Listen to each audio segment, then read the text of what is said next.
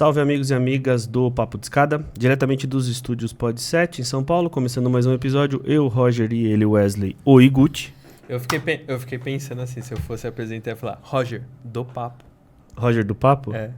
É verdade, Roger do Papo, @ Roger do Papo, sigam. Segura não? Hã? Segura não? Segura no corrimão que tá começando. Aí, Fábio, faz tempo que eu não uso esse, né? Você gosta, né? Você é fã. Wesley, apresente nossa convidada pra gente. Bruna Andrade, ela é da Bicha da Justiça. Eu tive alguma revista. Falei, nossa, interessantíssimo. Mas a Bruna tem agenda complicadíssima e hoje quase que o Google complica mais ela ainda. Eu agendei um horário lá, pra mim apareceu 6h30, pra ela tava 3 da tarde. Imagina, ela chega aqui 3 da tarde, convidada. Nossa. É. Não ia Ela ia ficar um bom tempo esperando. É, eu acho que a gente Ou não ia. Aí não ia rolar mesmo episódio, né? Exato. Depois. A gente tá no mês especial, né? Sim, e por acaso, né? Porque assim, Foi. já te chamei já faz um tempinho.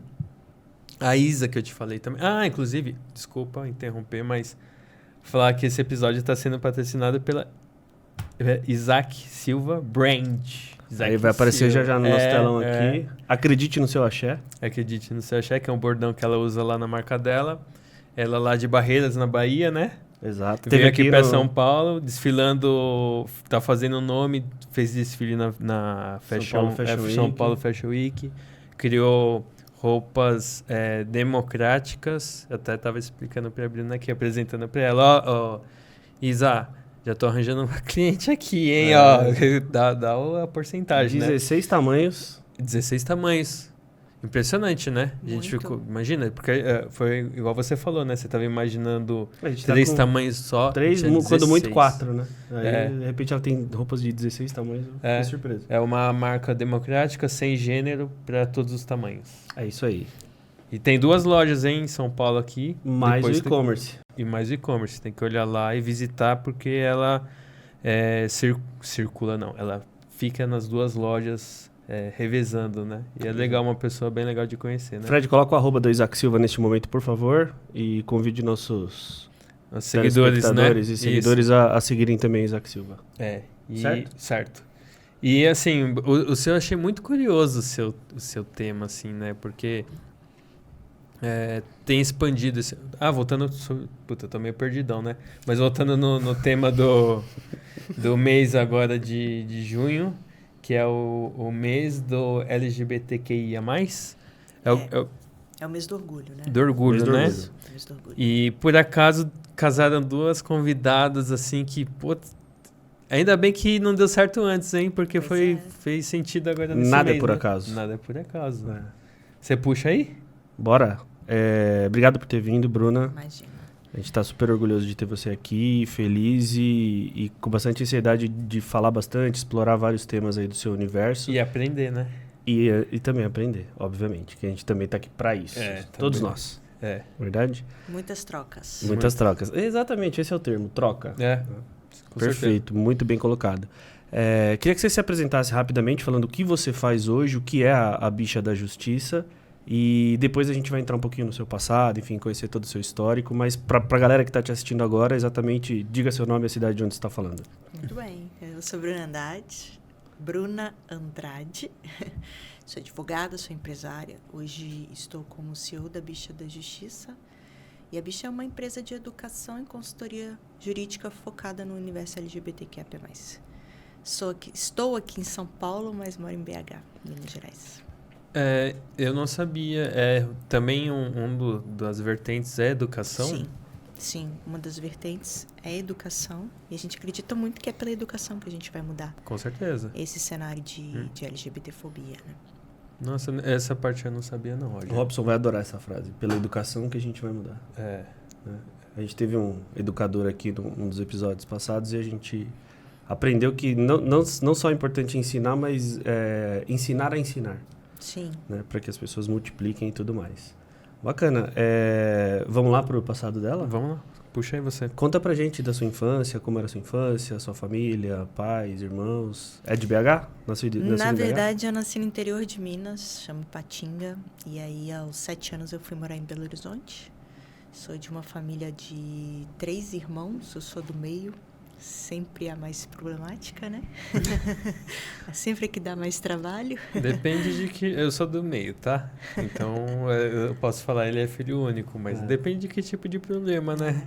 Pois é, eu penso da mesma forma. Uhum. Depende da fase da vida e depende do tipo de problema, né? Mas é tida como a mais problemática, ou pelo menos a pessoa que destoa daquilo que se espera ali da normatividade. Eu falo que o problema traz soluções, né? Sim. Então, talvez você ser um problema ali no meio, você cria umas soluções para o entorno, para fora, né? De certa maneira, sim. Mas a minha jornada, eu fui uma criança super normal, super tranquila e uma adolescente muito tranquila, assim, muito estudiosa. Nunca tive problema em escola e era realmente muito tranquila. A minha virada de pensar fora da caixa e de construir coisas muito diferentes veio já na fase adulta. Até então era bem normativa, assim, sabe? Bem dentro da caixinha ali. Tinha uma projeção de carreira muito tradicional, muito focada em concurso público. Então, eu falo que essa virada de chave, né, em termos até de posição no mundo, ela veio na fase adulta. Ela não veio na rebeldia da adolescência. Mas eu digo mais no sentido de destoar daquilo que foi meio criado, meio padronizado, assim, né? No que a gente pensa, na construção ali de carreira e na construção da família. Mas você acha que você era uma criança normal para fora, para os outros, mas internamente? Não, eu era uma criança bem tranquila. Não tinha... sempre tive uma liderança muito clara, mas era uma criança considerada muito tranquila, assim. Diálogo muito acessível, muito estudiosa, então sempre estava naquela perspectiva de ser a primeira aluna da classe. Então, foi uma criança realmente muito tranquila e muito dentro do padrão, né? Do tipo, você precisa estudar para construir uma carreira. Aí, na fase da adolescência, vem a parte do vestibular. Aí, você escolhe uma profissão extremamente tradicional, que é o direito. Você vai fazer direito, porque...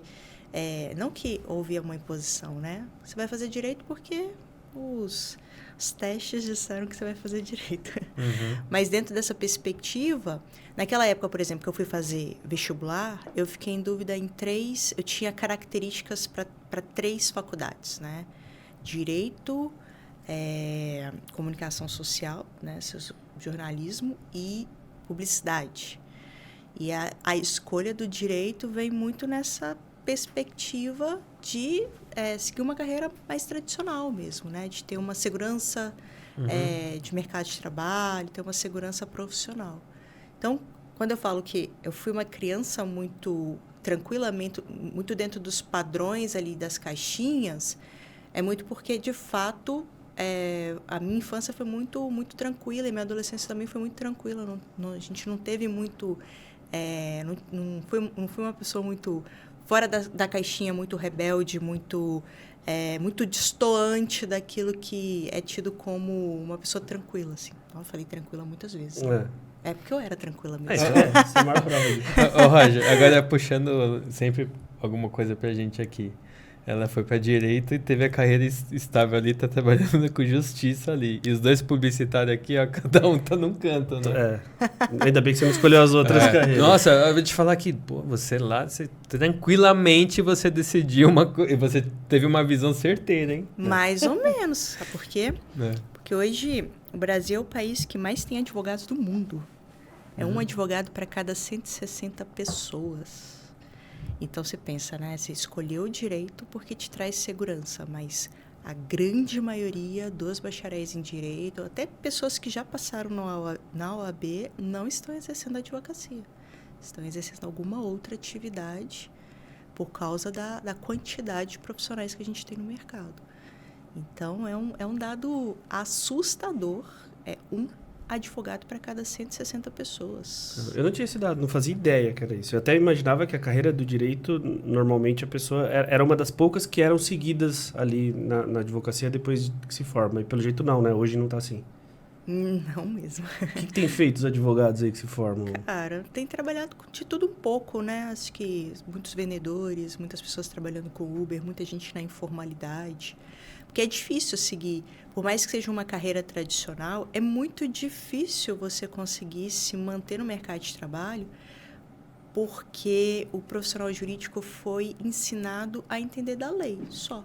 Mas ele não foi ensinado a como captar cliente, como montar uma estrutura de escritório mesmo, né? Que é uma estrutura muito próxima de uma empresa, como se manter no mercado, como se colocar no mercado. Então, todas essas questões que são muito próprias ali do universo empresarial e que qualquer profissional, não é só o jurídico, precisaria aprender para começar um processo, né, de se estabelecer no mercado de trabalho, é uma barreira muito grande para o profissional jurídico.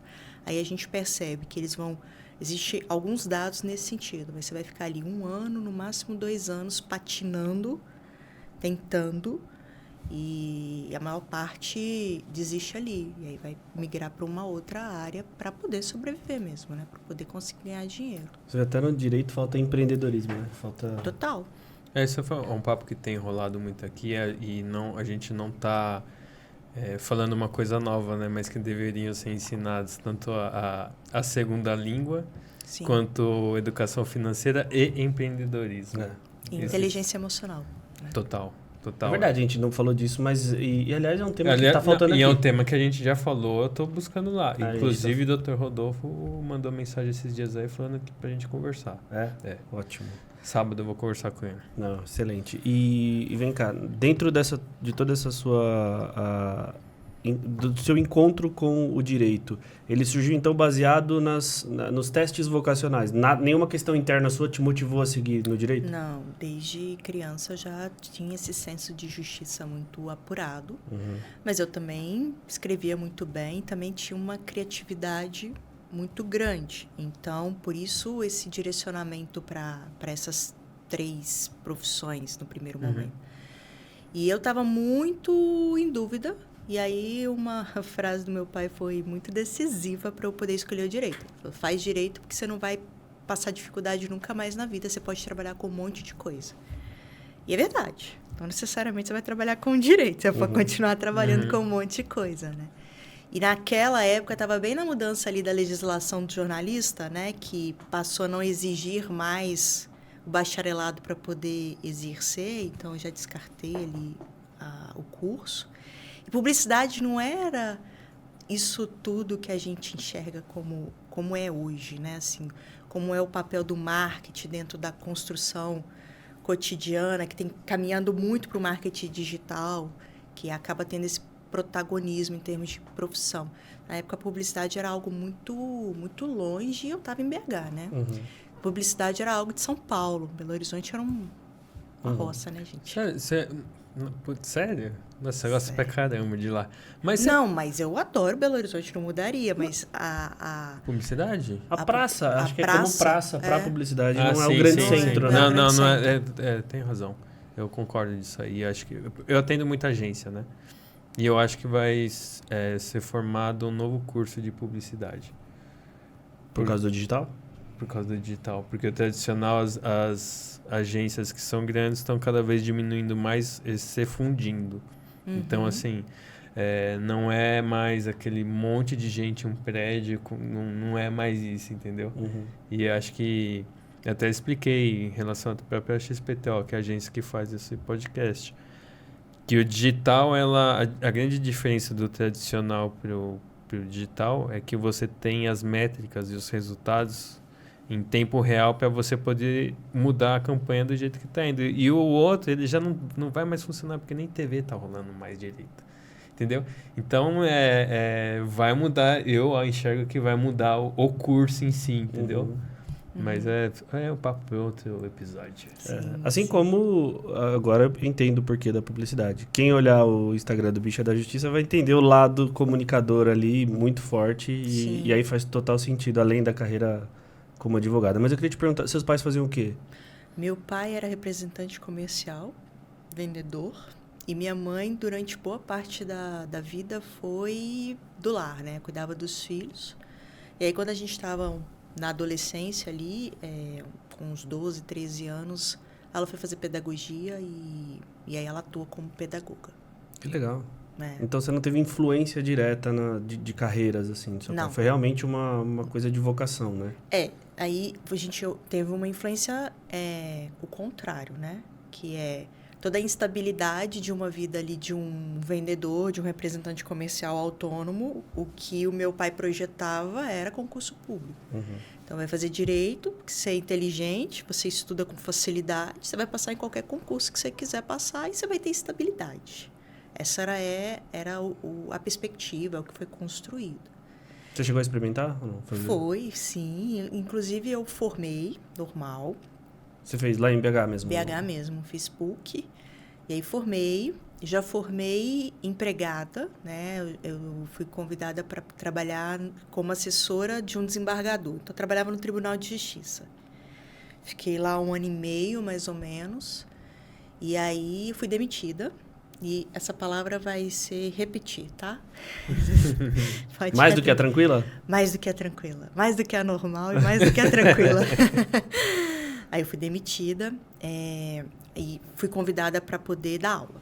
Então, fui para uma faculdade, comecei a dar aula. Fiquei na faculdade uns 3, 4 anos, né? Intercalava a faculdade com a advocacia tradicional ali, né? A gente, naquela época, atuava com direito empresarial. Atendia empresários. E já ali no final da trajetória da docência, eu fui fazer um mestrado, né? Queria ser professora, então fui fazer um mestrado, finalizei o mestrado. E ali no meio do mestrado, enquanto eu estava na docência, eu fui convidada para poder ser assessora na Assembleia Legislativa de Minas. Então, eu fazia uma assessoria jurídica. Acabei passando por todas as áreas de poder ali, Ministério Público, o Judiciário e a Assembleia Legislativa, que acabou depois a gente indo para o governo do Estado, porque o deputado virou secretário de Turismo, né? Então, até aquele ponto, a minha carreira era bem tradicional, era até um pouco mais privilegiada do que boa parte dos meus colegas, né? Tive boas oportunidades ali no começo, então não tive essa dificuldade de inserção no mercado de trabalho. Tive boas oportunidades em cargos que, de um modo geral, são bem vistos, bem queridos ali, né? As pessoas desejam, enfim. E aí, o que aconteceu? Eu fui demitida da faculdade e depois fui demitida, né, da assessoria lá do deputado. E... Curto espaço de tempo, de um para o outro? Não, foi... Da primeira demissão para a segunda foi uns 3 anos e da segunda demissão para a terceira foi uns 2 anos, assim, mais ou menos.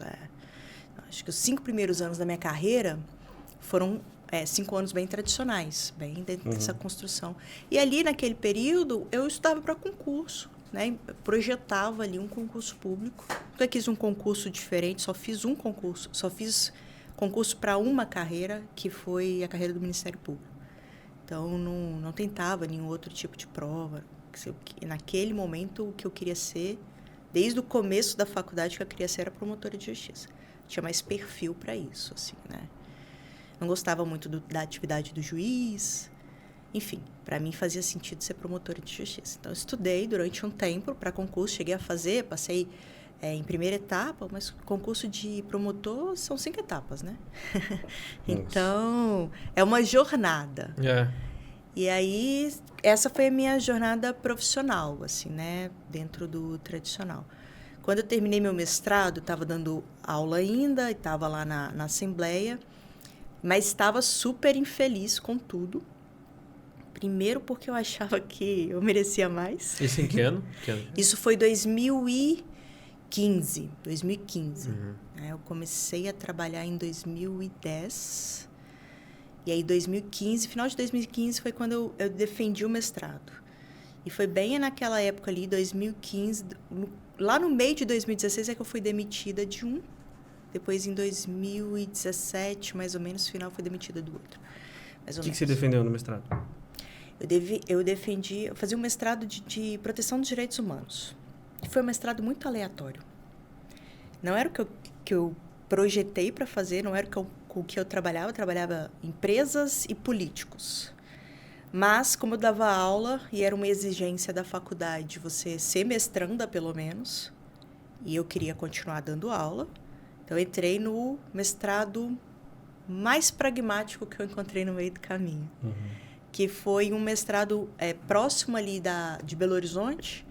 Era um mestrado um mestrado que eu conseguia ir, ficar 2 dias e voltar para Belo Horizonte, então eu não precisava me deslocar e ficar um tempo maior. E mesmo sendo particular, enfim, tem a questão financeira e tudo, mas era um mestrado que eu entendi que estava começando também, as exigências não eram tão significativas assim, como um mestrado da Federal, por exemplo, né? Cheguei a fazer algumas disciplinas lá na UFMG, e aí realmente eu falei, não, quero um negócio mais tranquilo, né? Dentro da dinâmica de trabalho que eu estava naquela correria de duas funções diferentes, fazia mais sentido ali. E aí escolhi esse mestrado de Direitos Humanos, Proteção dos Direitos Humanos, e foi aí que a chave virou, em termos de carreira, né? Comecei a estudar sobre acesso à justiça, grupos minorizados, se a gente está falando de proteção de direitos humanos, né? E aí, tanto sobre a perspectiva interna, quanto sobre a perspectiva internacional, né? E aí, eu defendi o mestrado no final de 2015. E aí, eu estava com uma pesquisa muito grande sobre acesso à justiça e tudo mais.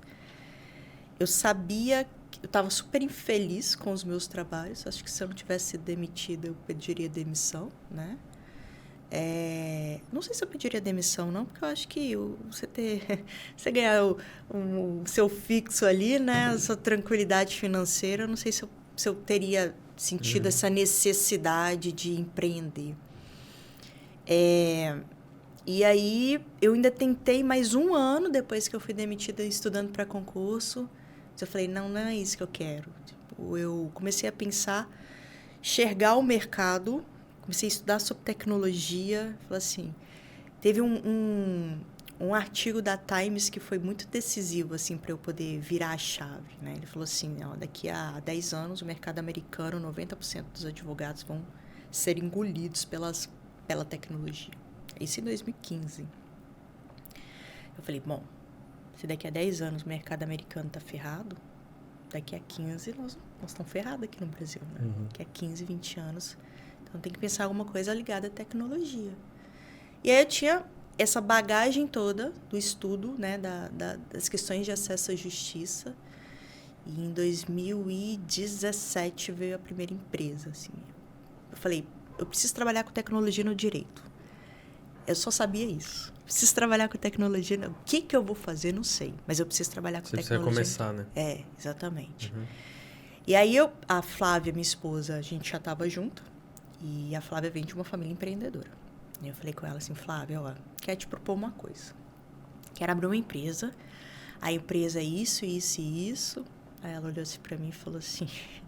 Não falou, ela não teve coragem de falar, mas ela falou assim, meu, você tá viajando. E aí, mas ela topou. Falei assim, vamos, você me ajuda e tal. Não conheço nada de gestão.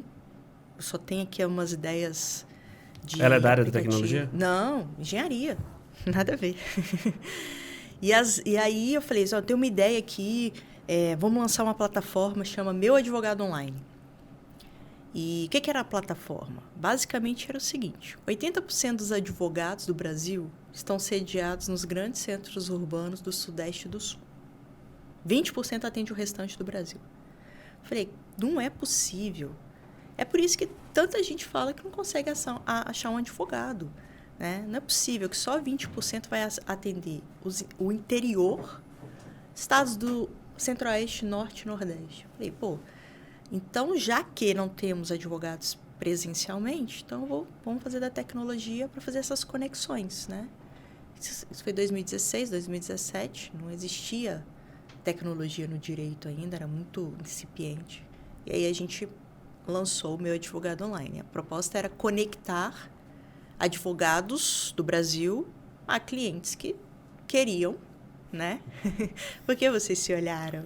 Porque você inventou o Uber antes do Uber. O Uber já existia, né? O Uber já existia, já. 2015. O Uber veio em 2015. Mas era isso, assim, a lógica era a mesma. Uhum. A Amaze do Robson. Sempre a lógica era a mesma. Estava começando a surgir os marketplaces, né? Que eram esses trabalhos de conexão, assim. Uhum. Tinha um concorrente, na época, era grande, que era o Jus Brasil, mas o Jus Brasil não fazia isso. Fazia muito mais uma indexação de dados, e ele tinha lá os profissionais, ficava como indicação, onde havia tecnologia de match, né? Uhum. Um Tinder ali dos advogados e cliente. E aí foi essa proposta. Bom, nenhuma das duas tinha a menor ideia do que estava fazendo, só tinha ideia. E aí a gente patinou durante um tempo, quase um ano patinando, fomos para um processo de aceleração de startup. E aí, no processo de aceleração, a nossa perspectiva é eu preciso de investimento, porque o investimento que a gente tinha, o capital que a gente tinha juntado, queimou no primeiro ano. Eu precisava de investimento, né? E aí, a gente começou a rodar o ecossistema de startup, buscando investimento, nada, ninguém investia. Primeiro, ninguém investia em uma questão jurídica porque existe uma regulamentação muito grande. Então, é muito difícil captar investimento nisso. A OAB ela é muito protecionista. Então, é um mercado que a pessoa encontra uma barreira de entrada, né? Você não sendo advogado. E segundo, que eu acho que a gente era ruim mesmo. Eu tenho uma autocrítica muito, muito evidente. Assim, a gente era ruim, a plataforma não existia ainda, a gente tinha só uma ideia, não tinha estrutura de empresa, nada disso. Mas, nesse processo de aceleração foi muito legal, porque depois de tomar muita pancada, a gente apanhou muito, gente, vocês não têm ideia. Era para desistir do rápido. Talvez eu tenha um pouquinho de ideia, mas... só um parênteses aí. Vocês são ruins, mas quem hoje é bom foi ruim um dia, né? Exatamente. Então Exatamente. Tem muito disso, né? E é a coisa de quem começa na frente, né? Tá abrindo com o facão ali e tá tomando as... Aí ela já começou com um concorrente gigante já, né? Que tá até hoje ainda. Tá até hoje, existe até hoje no mercado. Mas no mesmo formato quadradão lá ainda? Ou atualizou? Não, eles atualizaram. Então, são bons, atualizaram, sim. Por isso se mantiveram como disparado o primeiro do mercado. Mas você disse uma coisa que me chamou a atenção, que a OAB ela é protecionista, né? Sim. Protecionista? Fala? Sim, né? Sim. E parou no tempo? Ou tá se abrindo... Você acha que não é... na verdade, assim, parou no tempo durante muito tempo. Pandemia veio e eles abriram os olhos. Então, eu vejo que eles ressignificaram muita coisa depois da pandemia. Eles enxergaram que boa parte dos advogados precisaram de auxílio durante a pandemia. Auxílio, né, a caixa de assistência da advogado, da OAB, né? E eles enxergaram que não tem como lutar contra a tecnologia. Isso é qualquer área, né? Concordo. Acho que qualquer profissional, não é só a OAB. O CFM é a mesma coisa. Existia toda uma restrição à utilização de tecnologia. Eles viram que a telemedicina é algo que não tem como voltar. Que foi super importante durante a pandemia e que é um movimento sem volta. E aí esses posicionamentos, né, mais digitalizados, mais a utilização da tecnologia, perante a OAB, pós-pandemia, elas estão começando o movimento de abertura. Mas quem veio antes tomou muita pancada. As startups jurídicas, antes dessa nova visão, tomaram muita pancada. Porque... E as de medicina também.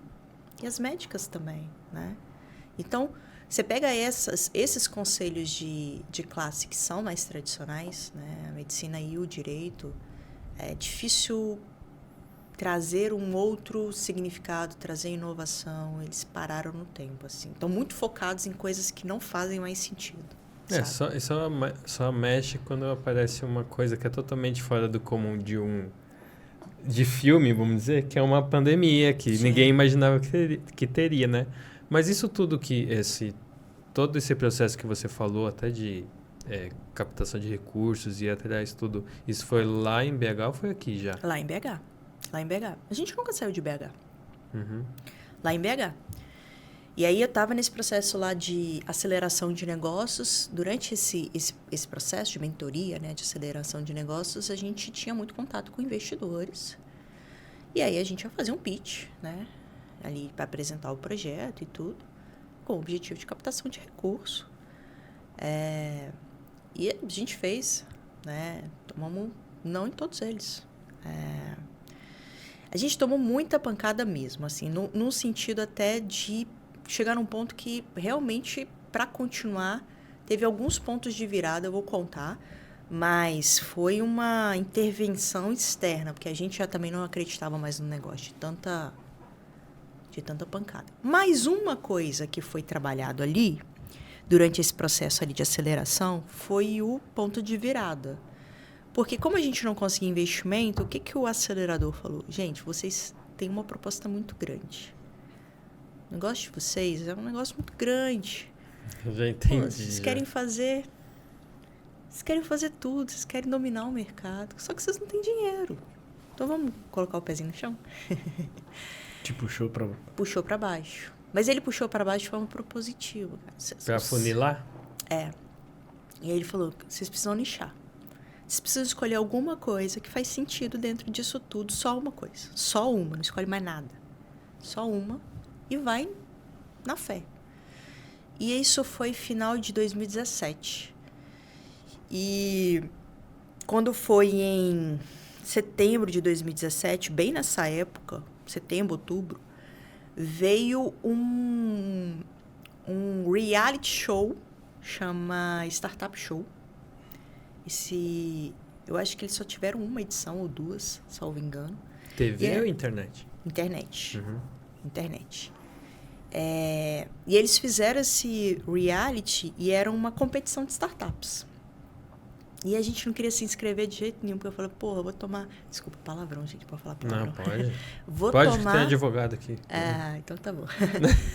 Vou tomar pancada em rede nacional, né? Mas cadê o palavrão? Pancada? Não. Tá.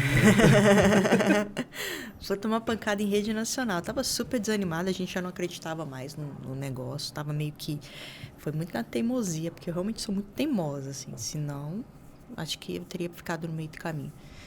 E aí, o Léo Soltz, que era esse CEO do Startup Show, aí ele falou, pô, vocês têm um projeto muito legal, vocês têm que se inscrever, eu vejo o projeto de vocês fantástico, não sei o que. Já estava na virada ali de nicho, né, de nichar.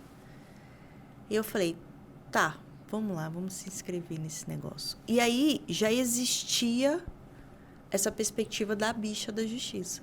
O nome ainda não era formatado, o modelo ainda não era formatado direitinho, mas já existia. E aí a gente se inscreveu como bicha da justiça. Nem era meu advogado online. Mas existia em quem? Você? Você, da Flávia? De onde que surgiu isso? O da bicha? A gente sentou, eu e a Flávia, sempre fomos eu e a Flávia lá no começo. E eu falei, pô, vamos seguir o que esses caras estão falando, né? O que faz sentido para você? E aí as duas tinham a mesma visão. De tudo isso que a gente está trabalhando, que faz sentido a gente trabalhar com o público LGBT. Por quê? Por 3 motivos muito claros. Primeiro, por identificação. A gente está falando da nossa comunidade. Segundo, porque a construção dos direitos LGBT são muito recentes. Então, ainda tem muito pano para manga, muita briga ainda para acontecer, muita discussão. E aí, estou falando de uma empresa de consultoria jurídica que está abrindo, né, o mercado nesse sentido e ajudando ali na construção dos direitos, acaba tendo muito campo. E terceiro era a falta de referências profissionais. Em 2018, quando a gente lançou a bicha, você contava nos dedos quem eram os advogados LGBTQIA+, que tinham repercussão. Falei, então, falta ali referências. Então, a gente enxerga que o que a gente quer fazer, de fato, tem mercado. Na ausência de uma referência, seja ela, né? Seja ela. Era isso daí. Tipo, nós vamos ter um trabalho, vai ser começar do zero, do negativo, né? Porque o dinheiro já tinha acabado. Vamos, mas eu enxergo que faz sentido pra gente. É uma coisa que faz sentido, a gente gosta de trabalhar. Então, não seria um esforço para pagar só os boletos, né? E eu vejo mercado. Tem mercado, tem oportunidade. E tem dor, né? Todo empreendedor trabalha com algum problema, com alguma dor ali. E a dor é bem latente. Então, se a gente conseguir apresentar uma solução que resolva essa dor, que resolva esse problema de mercado, a gente tem um bom negócio aí para construir. Alguém que entende a dor e tem a educação, né? Exatamente. É isso. É sobre isso. Que dá a solução, né? Puxando assim, um pouquinho fora desse tema, mas voltando nele depois, tá? Isso é uma curiosidade que me apareceu aqui nesse momento. Você hoje você ainda está como startup? Sim, a gente sempre vai ser uma startup, não importa o faturamento. Sempre vamos ser uma startup. Porque realmente é um ambiente novo, né? E isso é o que talvez, igual você falou, que seja sempre uma startup. Hoje, porque assim, você quando se torna startup, você olha para as outras e começa a ver características parecidas. Hoje, você como empresária, você vê que a evolução hoje dos negócios são serviços nichados? Total, né? Total. Não tem mais aquela coisa grandona que faz só aquilo lá. É um monte de pequenininho nichadinho, ninguém nasce grande mais, né? Não tem como. Não nasce grande e também é muito difícil fazer o 360. Primeiro porque você vai ter como concorrente uma série de outras empresas nichadas e que hoje você montar uma empresa e você ter uma presença digital é muito simples. Barreira de entrada é pequena. Há 10 anos, para você montar uma empresa, você precisava de capital. Hoje, não. Você monta uma empresa, ainda que não seja uma empresa formalmente falando, você monta um negócio em casa. Você abre o MEI pela internet. Você abre o MEI pela internet. No banheiro, fazendo as necessidades, você abre. Exatamente. Assim, falando na nossa linguagem mais porcamente, é isso. Realmente você não precisa estar... Pode estar fazendo outra coisa, você consegue abrir. O que ela falou, em 2015 isso era impossível. A burocracia era muito maior. A burocracia era maior e o digital ainda não era o que é hoje.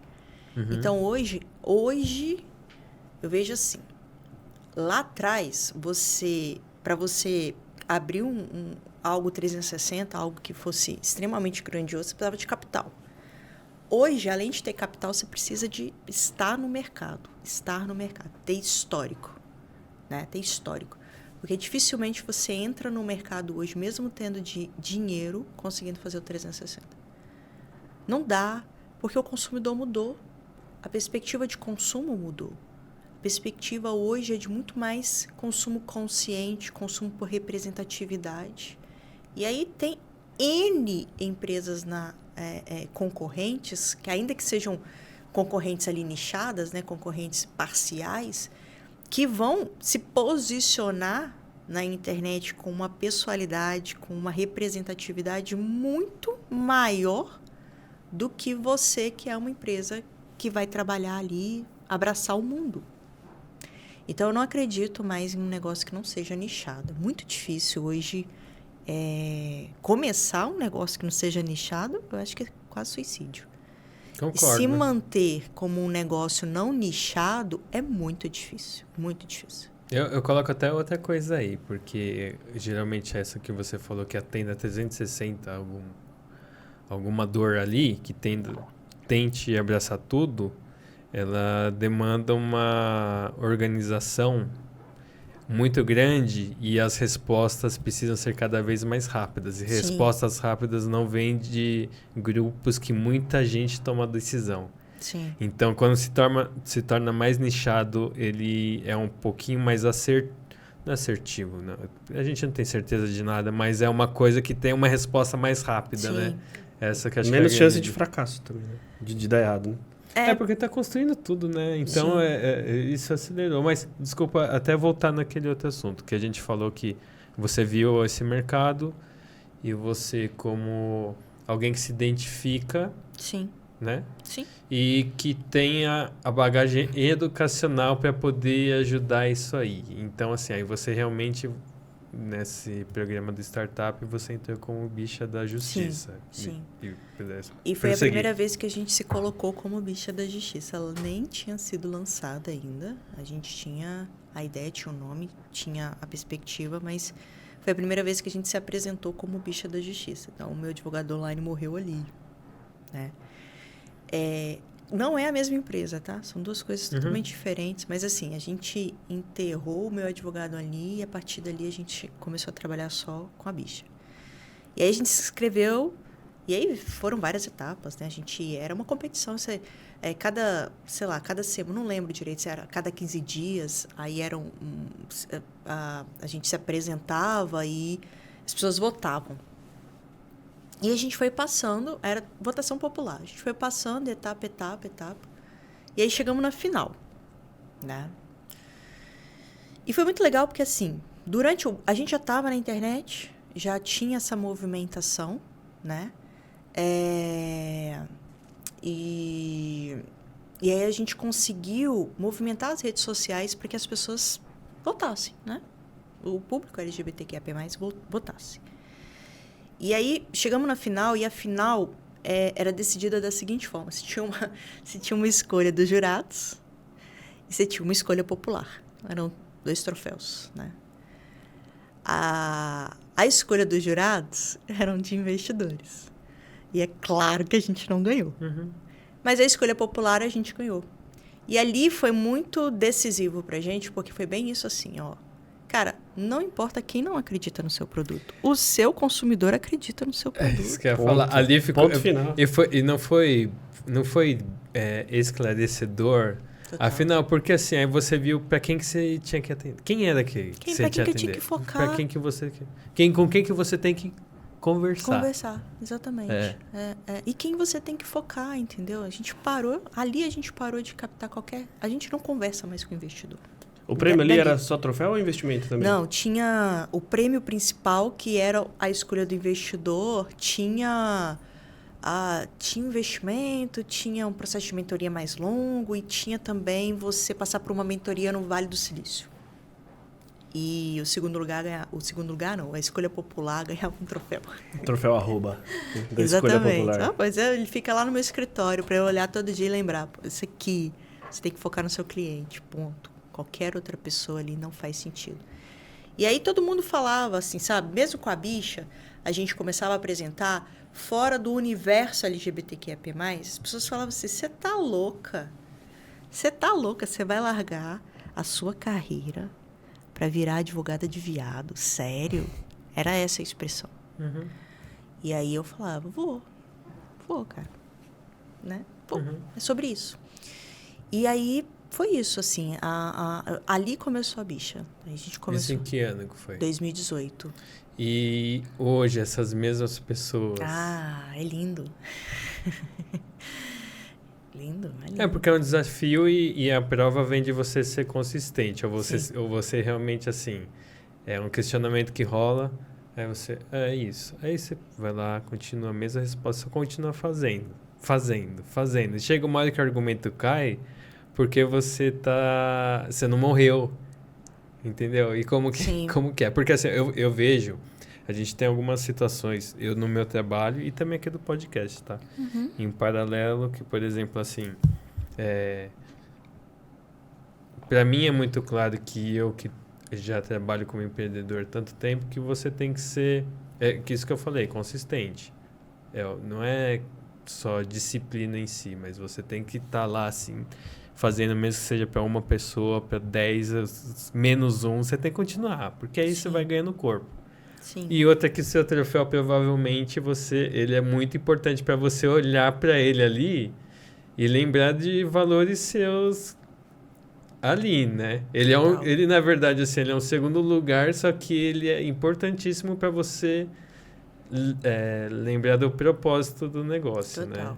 É sobre isso. E a construção do negócio com toda a perspectiva que a gente tem hoje, né, do cliente no centro, o público LGBT está no centro o tempo inteiro, as soluções que a gente está pensando é sempre pensando no público LGBT, veio justamente dessa virada de chave. Tipo, eu enxerguei que é isso, eu tenho que focar, eu tenho que preocupar, apresentar soluções para o meu cliente. O mercado vai dizer se é bom ou não é. Não é o investidor. Não é fulano de tal que vai dizer, é o mercado. Se o seu produto é bom, se o seu serviço é bom, o mercado vai dizer. Se não é, e você estiver predisposto a ouvir o mercado, você vai melhorar. O mercado é soberano, né? Essa frase do mercado ser soberano, ela vale para qualquer negócio, né? Para qualquer negócio. Você falou, Bruna, em construção, eu gosto muito de entender processo construtivo.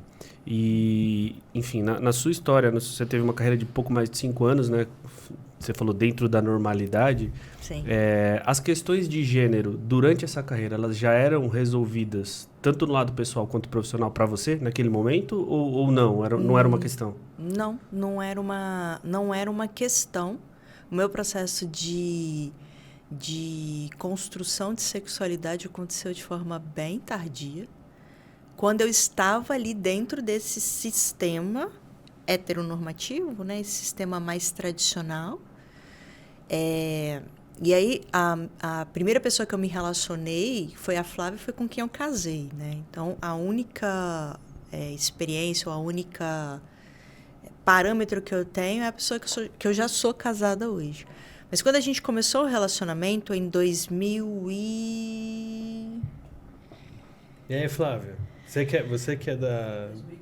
2015, obrigada. Flávio, depois você pode cobrar ela. Pô, como não lembra? Acho que isso ela estava quase tirando a aliança para olhar. Isso vai cair, isso vai sair caro. Vai custar caro. 2015, isso, mais de 2015. Quando a gente começou, eu estava ali bem no meio da Assembleia, bem no meio mais tradicional de Minas Gerais, que é o Estado de Minas Gerais, é a Assembleia e o Estado. Rodeado de 77 deputados, acho que na época tinham 3 mulheres, 74 homens, né? Héteros, cis, normais, assim, normais, eu tô falando normais no sentido do ambiente ser esse, tá?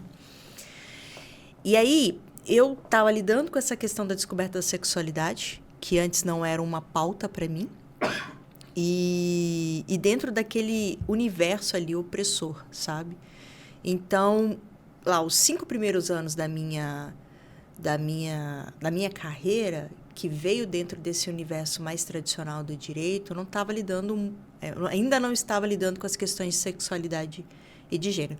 Quando aconteceu, quando eu me entendi enquanto uma mulher lésbica, foi já bem nesse finalzinho, final de mestrado, final ali para demissão mesmo, né? E aí vir esse proposta de um negócio de empreender, né? Então não foi, eu entendo que aquele local seria extremamente opressor para mim. Já era antes, porque eu já não me identificava muito com aquilo que eu fazia, né? E aí é tanto na política quanto no direito, né? Porque Sim. acho que são muito mais advogados do que advogadas, né? Sim, Você estava nos 2 lugares menos favorecidos. E foi a cereja do bolo, né? Porque só foi mais uma coisa para ela ver que você não pertencia àquele ambiente, né? Dentro desse processo de não se enxergar mais de não encontrar propósito naquilo que você está fazendo. Eu não gosto muito dessa palavra propósito, porque ela foi muito mal absorvida. Acho que parece que as pessoas só têm que viver em função de propósito. Não é isso. Mas eu acredito muito que eu enxergo o ser humano como um ser humano completo. Eu não consigo dissociar CPF de CNPJ. Você precisa Não consigo. Para mim, não tem ali uma divisão entre trabalho e vida pessoal. A menos que seja um ator, né? Para mim não. Eu converso com vários empreendedores, eles falam a mesma coisa. Assim, não existe isso. Não existe. Então, você não encontrar sentido no trabalho que você exerce é muito frustrante. Você pensar, deixa eu pensar aqui num argumento para justificar qualquer coisa política ali que você não concorda. Putz. Isso é muito frustrante. Ou deixa eu pensar num argumento aqui para eu poder diminuir a carga tributária daquele emprego. Eu não vejo muito sentido nisso. Então, veio de um processo, realmente um processo de desgaste. Era uma coisa que já não fazia sentido para mim, veio a minha questão pessoal, a minha percepção ali da sexualidade, me enxergar um peixe fora d'água. Depois que, tipo, o véu caiu, os olhos, né, tirou a venda dos olhos ali em relação à minha construção de sexualidade, o ambiente para mim ficou... não é que eu sofria preconceito, não era isso, mas parou de fazer sentido. Você parou de fazer sentido você estar em ambientes ali com dois homens fazendo uma piadinha sobre o seu colega homossexual, por exemplo. Uhum. Parou de fazer sentido eu ter que ficar sorrindo com aquele sorriso amarelo toda vez que alguém me cantava. Um colega me cantava, ou um eleitor do deputado me cantava. Então, parou de fazer sentido. E aí veio com a demissão. Acho que também parou de fazer sentido a minha entrega também. Né, natural, que caia. E aí veio a demissão, né? Então, não foi uma questão lá nos primeiros anos, mas eu vejo que se continuasse, se não tivesse acontecido o processo de demissão, possivelmente eu ficaria ali num ambiente muito hostil, em que eu teria uma dificuldade muito grande em relação à questão da sexualidade. Você lidou bem com isso? Foi tranquilo, assim? Ou terapia, tudo mais? Tô falando em relação à sexualidade, nunca é um processo que... Acho que nunca é muito forte, né? É um processo muito simples. Então, demorou um tempo. Não fiz terapia, mas demorou um tempo para eu digerir a questão.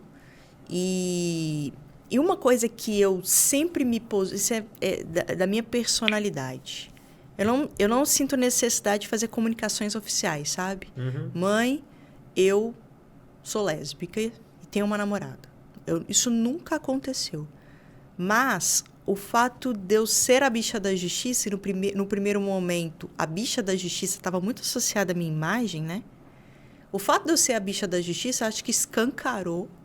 Tá aqui, bom, se você não quer ver, problema é seu, mas tá aqui, eu sou a bicha da justiça, é sobre isso que eu falo, e é sobre isso que eu acredito, e é com esse público que eu vou trabalhar, entendeu? Então, acabou não tendo essa necessidade de uma comunicação oficial. As pessoas foram descobrindo, né? Mas, pessoalmente, eu demorei a digerir. Mas eu estava lidando com outras questões pessoais ali no começo, que eu acho que a questão da sexualidade foi um ponto mais para frente. Aí que acho que a ficha caiu, entendeu? Isso que ficou... Do jeito que você está contando aqui, para mim... ficou parecendo que foi assim, tipo, não parecia que já tinha uns conflitos internos, alguns questionamentos. Parece que, do jeito que você me contou, parecia que foi um período curto e repentino. Sim.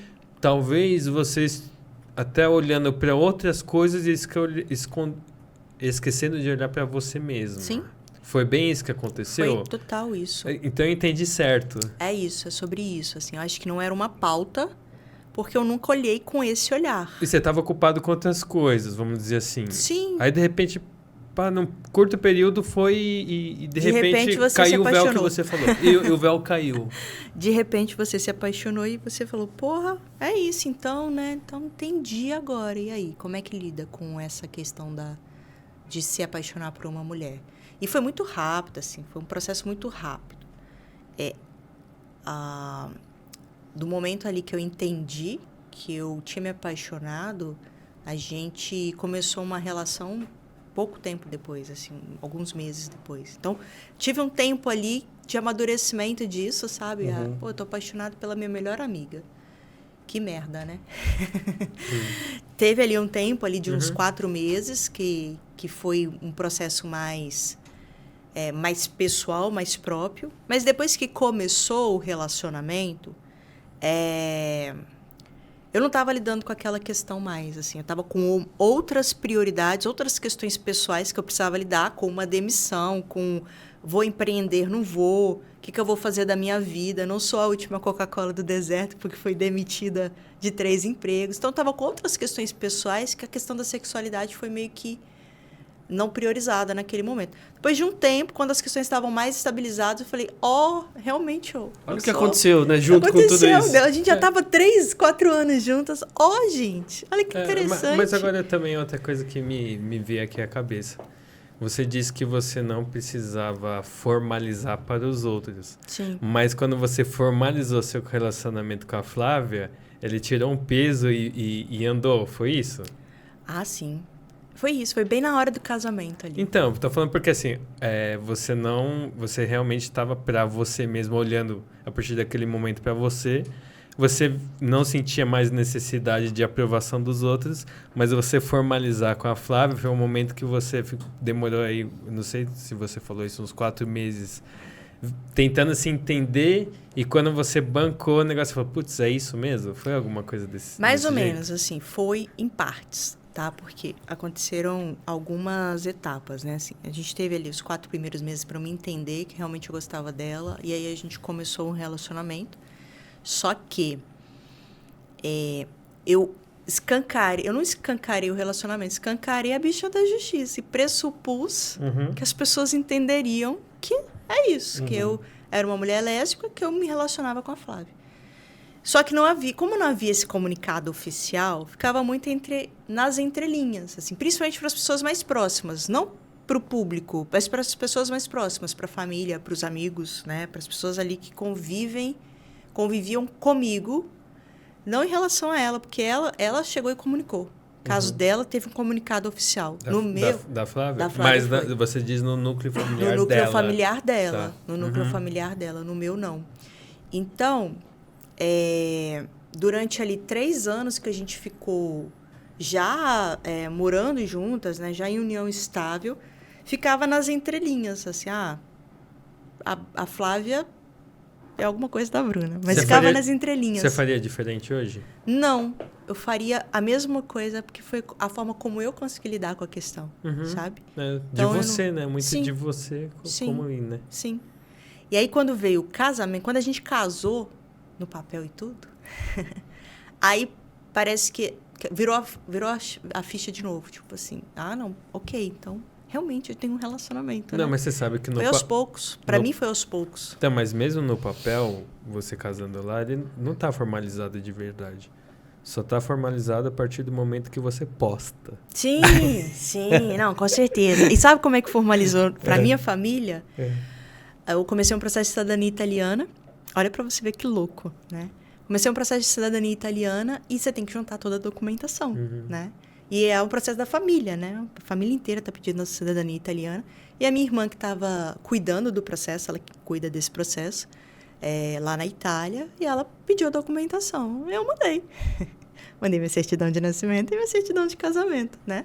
É o que precisava. É sua irmã da Itália? Minha irmã que está cuidando do processo na Itália, né? E ela mora na Europa e aí ela que está cuidando desse processo lá na Itália. E como que ela lidou com isso? Aí ela simplesmente pegou o documento e falou assim, ué, Bruna, você tá casada?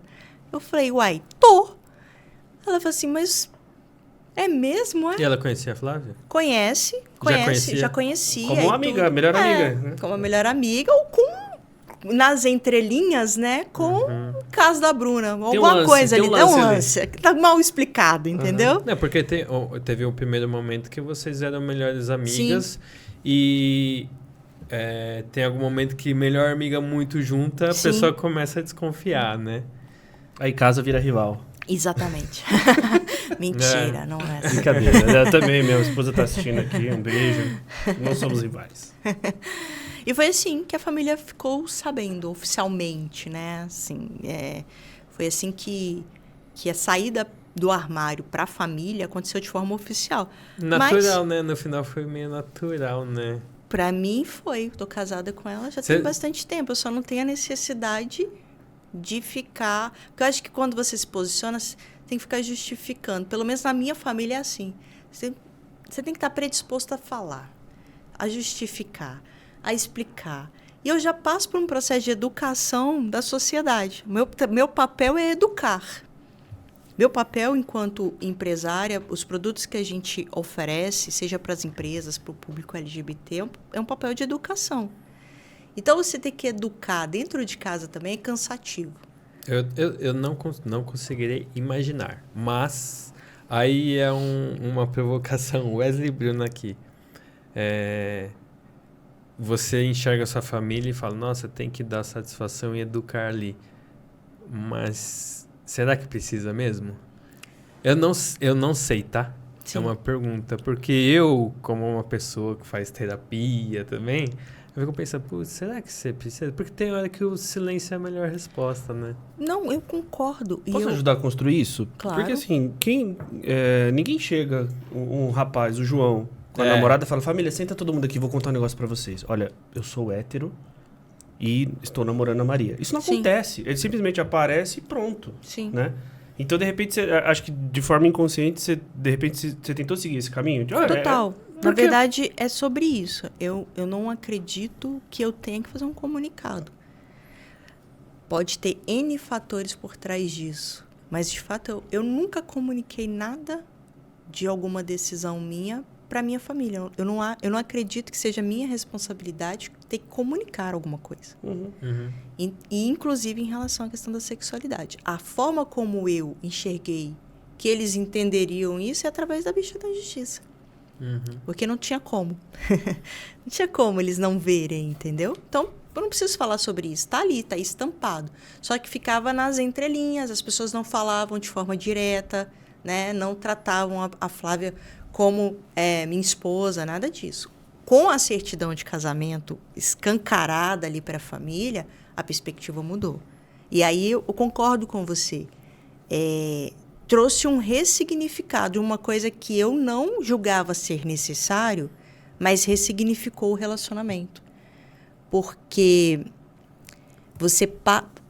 como a coisa ficou bem escancarada, as pessoas sabem, tem uma certidão de casamento dizendo que a gente é casada. Você passa a exigir bem mais respeito quando estava só nas entrelinhas. Sim. Não tem CNV, Comunicação Não Violenta, que fala que você precisa definir as coisas? Que você é responsável pelo jeito que você comunica e você é entendido? Sim. Aí, a partir desse momento que ele é definido, você pode cobrar também o respeito, dar o respeito sempre e cobrar o respeito porque ele está definido ali, foi colocado... A partir do momento que você colocou para fora, ele vira um contrato, talvez ali. Sim. Tá, é o seguinte, é isso, beleza? Entendo o seguinte, que hoje a minha vida é adulta e a minha vida cuido eu. Sim. E é desse jeito, você não vai mudar e respeita, né? Agora, outra pergunta minha, assim, antes de você casar e de você entender sua sexualidade, você teve relacionamento com homem? Sim. E assim, você sentia que faltava alguma coisa? Você tinha um sentimento que tipo, pô, não sei... Porque assim, do jeito que você me falou, chegou a Flávia e você olhou assim e falou, caramba, talvez a minha leitura de que tipo, você olhou assim e falou, meu, sei lá, tive 5 namorados e agora eu entendo que não poderia namorar 20... do jeito que eu idealizei melhor que o outro e não ia dar certo, né? É alguma coisa assim? Sim. Só que você não percebia que estava faltando? Porque não tinha uma referência? É sobre isso, né? Ele é muito bom porque ele vai induzindo a resposta, sabe? Eu adoro isso. Fica parecendo que a gente não percebeu, né? Tô brincando. Sim, eu tive um namorado na vida, e a Flávia, que a gente começou a namorar e já começamos foi segundo, então. Que já começamos a viver. A gente fala que a gente namorou, noivou e casou em 3 meses. Já viviam juntos. O casamento mesmo veio bem depois, mas foi esse processo bem rápido, assim, né? Típico de uma sapatão, né? Assim, quem conhece o universo lésbico sabe que é assim que funciona. Mas depois, olhando com outro olhar, com esse olhar, né, da sexualidade, eu consigo enxergar que eu tinha bem mais atração, bem mais facilidade, bem mais desejo já na adolescência por mulheres. Só que não era não era uma pauta, não tinha esse olhar. A sexualidade não era uma coisa que podia ser discutida na minha família, né? Você não podia ser homossexual. Foi sempre um padrão heteronormativo muito claro. Então, eu não enxergava essa possibilidade, sabe? Nem me permitia enxergar essa possibilidade, porque não era uma pauta. Então, eu sempre me enxerguei como heterossexual, mesmo não sendo. Mas você sentia? Eu tô falando assim, porque você tá falando dentro das normas familiares. Sim. Vamos dizer assim, Sim. que aí você não enxergava essa perspectiva. Sim.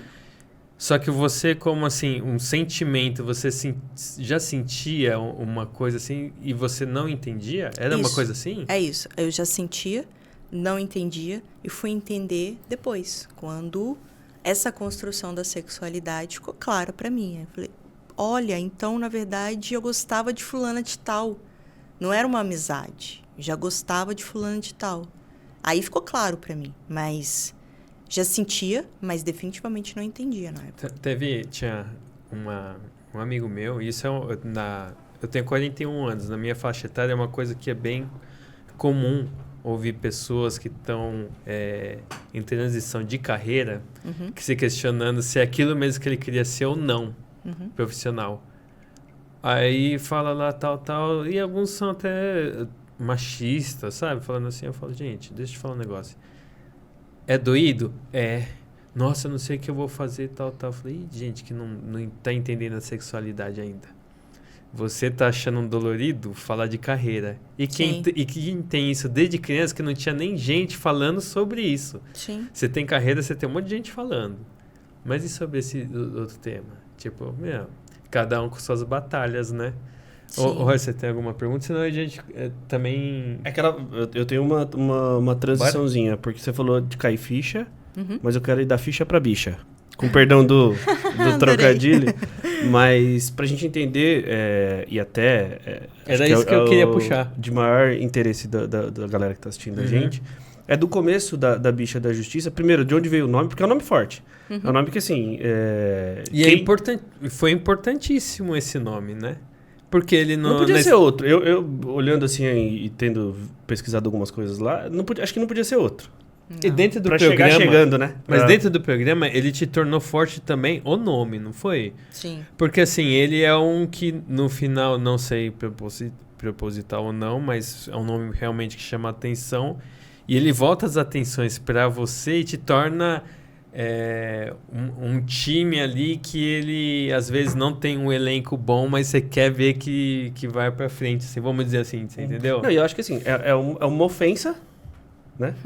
O primeiro termo do nome foi por muito tempo. Sim. Que você pegou e falou, não, peraí, aqui não vai ser ofensa, aqui vai ser... Vamos ressignificar. É isso aí. É bem isso mesmo? Foi total, foi um processo de na verdade, não foi nenhum processo de construção, foi um insight. Essa minha veia publicitária, sem ser formada, né? Olha. A gente estava nessa transição ali do meu advogado online da Bicha, a gente estava construindo o que seria o negócio, o que seria a marca. E desde o começo eu imaginava que a gente precisava de uma marca. Primeiro, eu sempre acreditei em marcas autoexplicativas. Se você falar meu advogado online, acho que todo mundo entende o que é o negócio. Então, eu queria um formato de uma marca que a gente não precisasse explicar o que é. Bem publicitária você, hein? Só de bater o olho, a pessoa já fala, já tem uma ideia do que trata, ela não fica em dúvida, né? Então, essa era a primeira coisa. E lá atrás, a gente já trabalhava com arquétipo do super-herói, né? Do herói. A proposta era que, com o empoderamento da comunidade, a gente conseguisse resgatar da pessoa LGBTQIA+, essa noção dela ser o super-herói, dela ser a construção, dela ser a responsável pela efetivação dos direitos dela, sabe? Então, eu vou te empoderar para que você não abaixe a cabeça em relação à LGBTfobia, não abaixe a cabeça em relação à violação dos direitos, se empodere e vá lutar pelos seus direitos. Então, desde o começo, esse arquétipo do herói era algo muito presente, assim, no que a gente queria fazer. Eu falei, E eu queria alguma coisa que conseguisse demonstrar esse processo de união, né? De junção, por ser uma comunidade e tudo. E eu também queria uma palavra que fosse escancaradamente... Sim, é o meu advogado online, você tá falando? É uma coisa que, pau, zap, né? Tipo, uma coisa assim, que a pessoa, a bicha veio dentro de um processo que ela, para a comunidade, é uma palavra de ressignificação. Então, hoje, você chamar uma bicha chamando uma bicha de bicha, não é mais uma ofensa, né? Foi ressignificado dentro da comunidade. Mas eu também queria uma palavra que, de cara, que uma pessoa que não é da comunidade, ela quebrasse um padrão. Por quê? Porque a gente... É um processo educacional. E educação se faz por diálogo, não é impositivo. Então, eu preciso, sim, educar a comunidade sobre os seus próprios direitos, mas eu preciso educar a sociedade de que existe a comunidade, que existem esses direitos, que eles precisam ser respeitados. E quando uma pessoa... E existe muito preconceito. A gente vive num país que mais mata pessoas trans no mundo. Então, existe. O preconceito é muito enraizado. Mas também existe a ignorância. É a pessoa que acabou de conhecer uma pessoa trans aqui e ela fala assim, eu não sei como que eu vou falar com ela. Eu não sei como que eu chamo. Eu não sei onde dorme, o que come, né? Bem nesse sentido. Eu acho que existe uma barreira do ignorante, sob o ponto de vista de ignorar, do ignorante com a comunidade LGBTQIA+. A pessoa não se predispõe, ela até tem interesse, mas ela não se predispõe a se colocar num local de risco, de sair da zona de conforto, para entender o que é a comunidade LGBTQIA+. Quando ela vê a palavra bicha da justiça, ela fala assim, ué, mas por que eles estão se chamando de bicha? E ela começa a pensar que talvez não seja um abismo tão grande.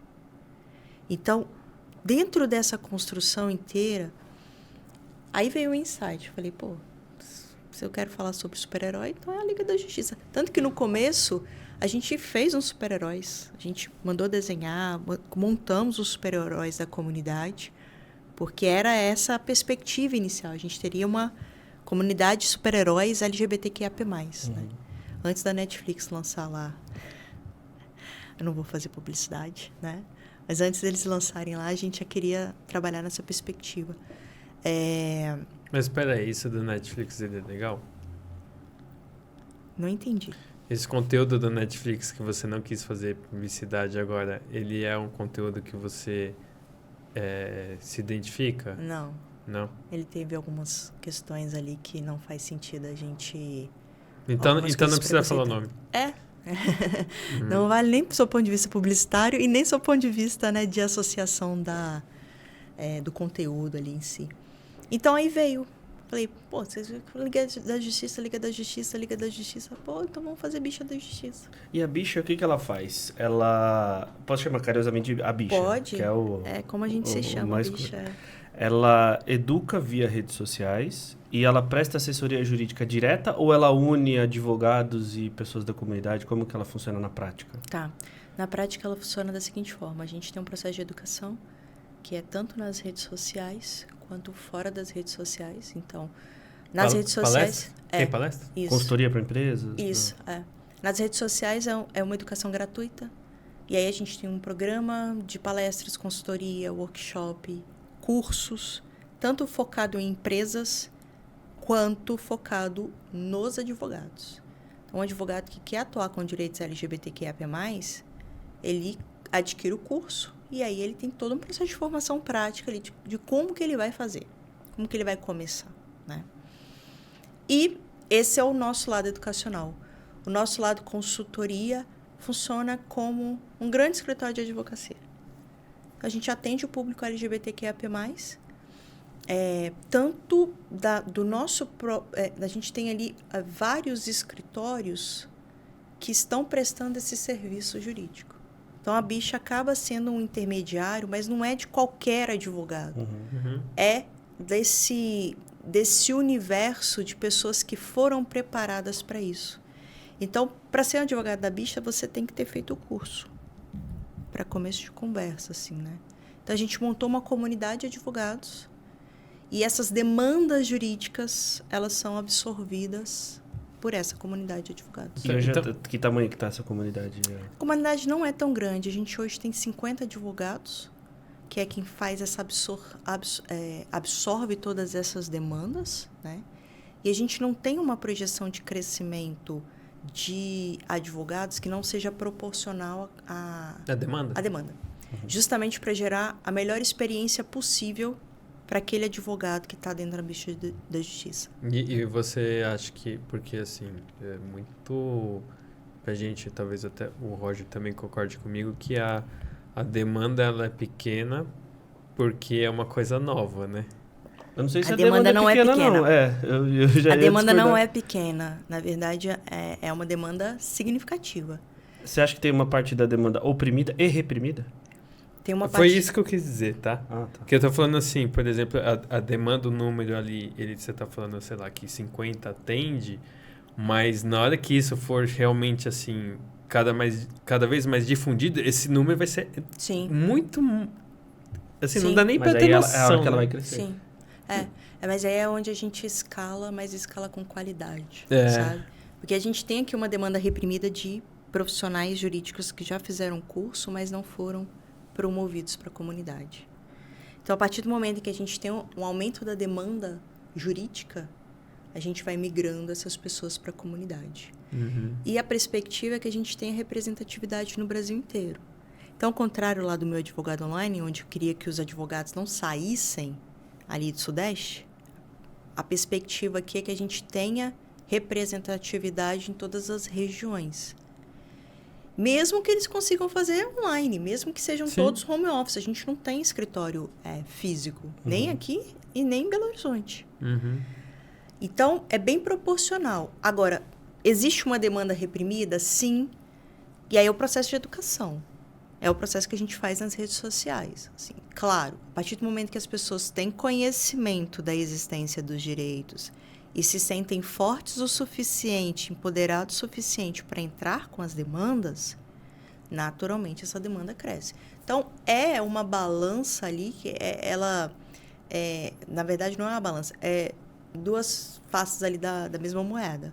Quanto mais você educa, mais você empodera, mais demandas jurídicas você vai ter. E não é nem pela causa, né? Não é pela causa, é pelo o direito. Muitas pessoas nem sabem que tem os direitos, né? Sim. Ainda você pega da causa ainda mais... Por isso que faz sentido a parte educativa, mais a parte de assessoria. Total. Qual que é a principal demanda hoje? Ainda é a homofobia ou a LGBTfobia? Não sei se o termo evoluiu.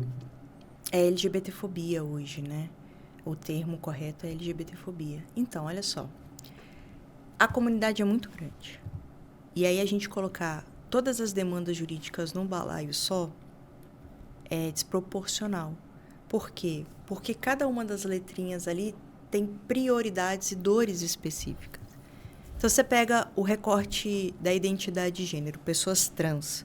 Hoje, a principal das demandas delas são saúde, liberação de cirurgias, questões referentes à mudança de nome, retificação de documento e etc. E inconsistência de dados. Sistemas antigos de órgãos públicos, de empresas, você muda o nome, mas os sistemas não acompanham essa dinâmica. Nossa, isso é inferno, né? Nossa. E aí você tem um volume muito grande de demandas nesse sentido. Isso não é um problema, por exemplo, para um homem cis gay. Nunca vai ter problema de sistema, de inconsistência de dados. Por mais que ele case, dificilmente vai mudar o nome. E se mudar também, vai ser uma facilidade, né? Porque, assim, é a mesma mudança, mas por ser trans, ninguém entende como, né? Como que não consegue mudar, enfim. Você pega, por exemplo, o recorte das mulheres que se relacionam com mulheres, a maior parte das demandas são relacionadas à constituição de família. Então, são questões, por exemplo, licença maternidade, questões de registro duplo de maternidade, dificuldade de fazer um processo ali de reprodução assistida, processos de adoção. e assim sucessivamente. Então, esse é o recorte mais característico. Tem preconceito? Tem, claro que tem. Mas esse é o volume maior. Agora, quando você pega homens que se relacionam com homens, o recorte maior é LGBTfobia. Entendi. Então, assim, entre civil e criminal... Civil e criminal, Então, mas tá meio que balanceado isso? Tá meio que balanceado isso. Mas você viu que o nichado, o nichado é enorme, hein? É enorme. Não, enorme. Você fala um nicho, depois quando você entra, não como é um você, nicho. Você desmembra... Cada letra da sigla é um subnicho que tem demandas. Que tem demandas diferentes. Sim. Nossa, que nicho enorme. Queria que você falasse da sigla. Eu mudei meu conceito, eu era... Putz, cada hora tem uma sigla nova e tal. Aí o Eliezer veio aqui e falou... Enquanto tiver, vai ter sigla nova. Eu mudei minha... Você viu o episódio do Eliezer? Não. Eu vou convidar... A gente convida você a assistir. Rapidamente, a gente falando aqui. O Eliezer... nós somos mackenzistas aqui em São Paulo. E a gente conheceu a turma de 120 alunos. E tinha o Eliezer, que era uma pessoa, vamos dizer assim, totalmente...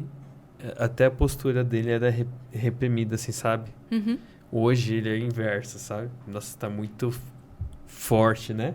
Não, ele é um cara incrível. Eu sou fã, não suspeito pra falar dele. A gente não tinha tanto contato lá, mas ele teve as questões de sexualidade.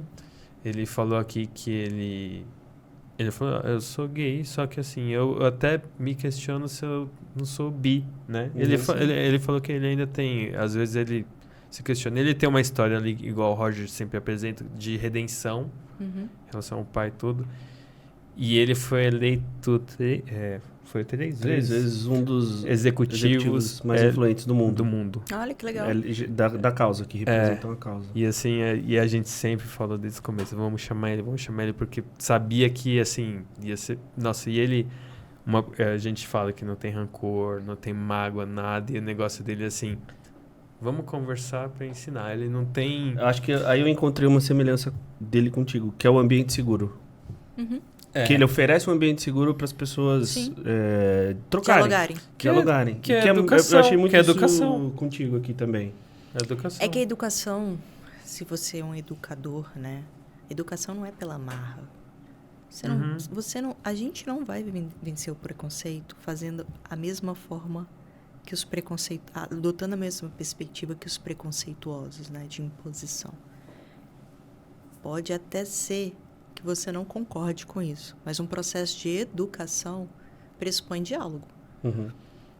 Pode ser até que você não queira dialogar. Tudo certo, cada um sabe de si.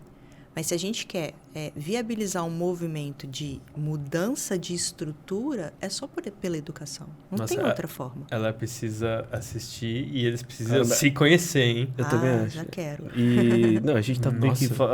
Ela falou que é educação, tal, que nada é impositivo, mas a gente tá quase impondo pra ela assistir alguns episódios. Não, mas eu porque realmente é legal. Você vai... Não, e o seu discurso agora foi... total sintonia com a dele, né? Percebe ele falando aqui. Você realmente precisa conhecer ele. Eu tinha perguntado a sigla. Isso. Sim. Quando começou a bicha, qual era a sigla? Você lembra? LGBT. LGBT+. Tinha acabado de colocar o mais. Depois veio o LGBTI+. Aí depois veio o LGBTQ+. E aí tiraram o I. QI+. Desculpa, LGBTQ+. E agora a sigla mais abrangente, pelo menos assim, em termos de...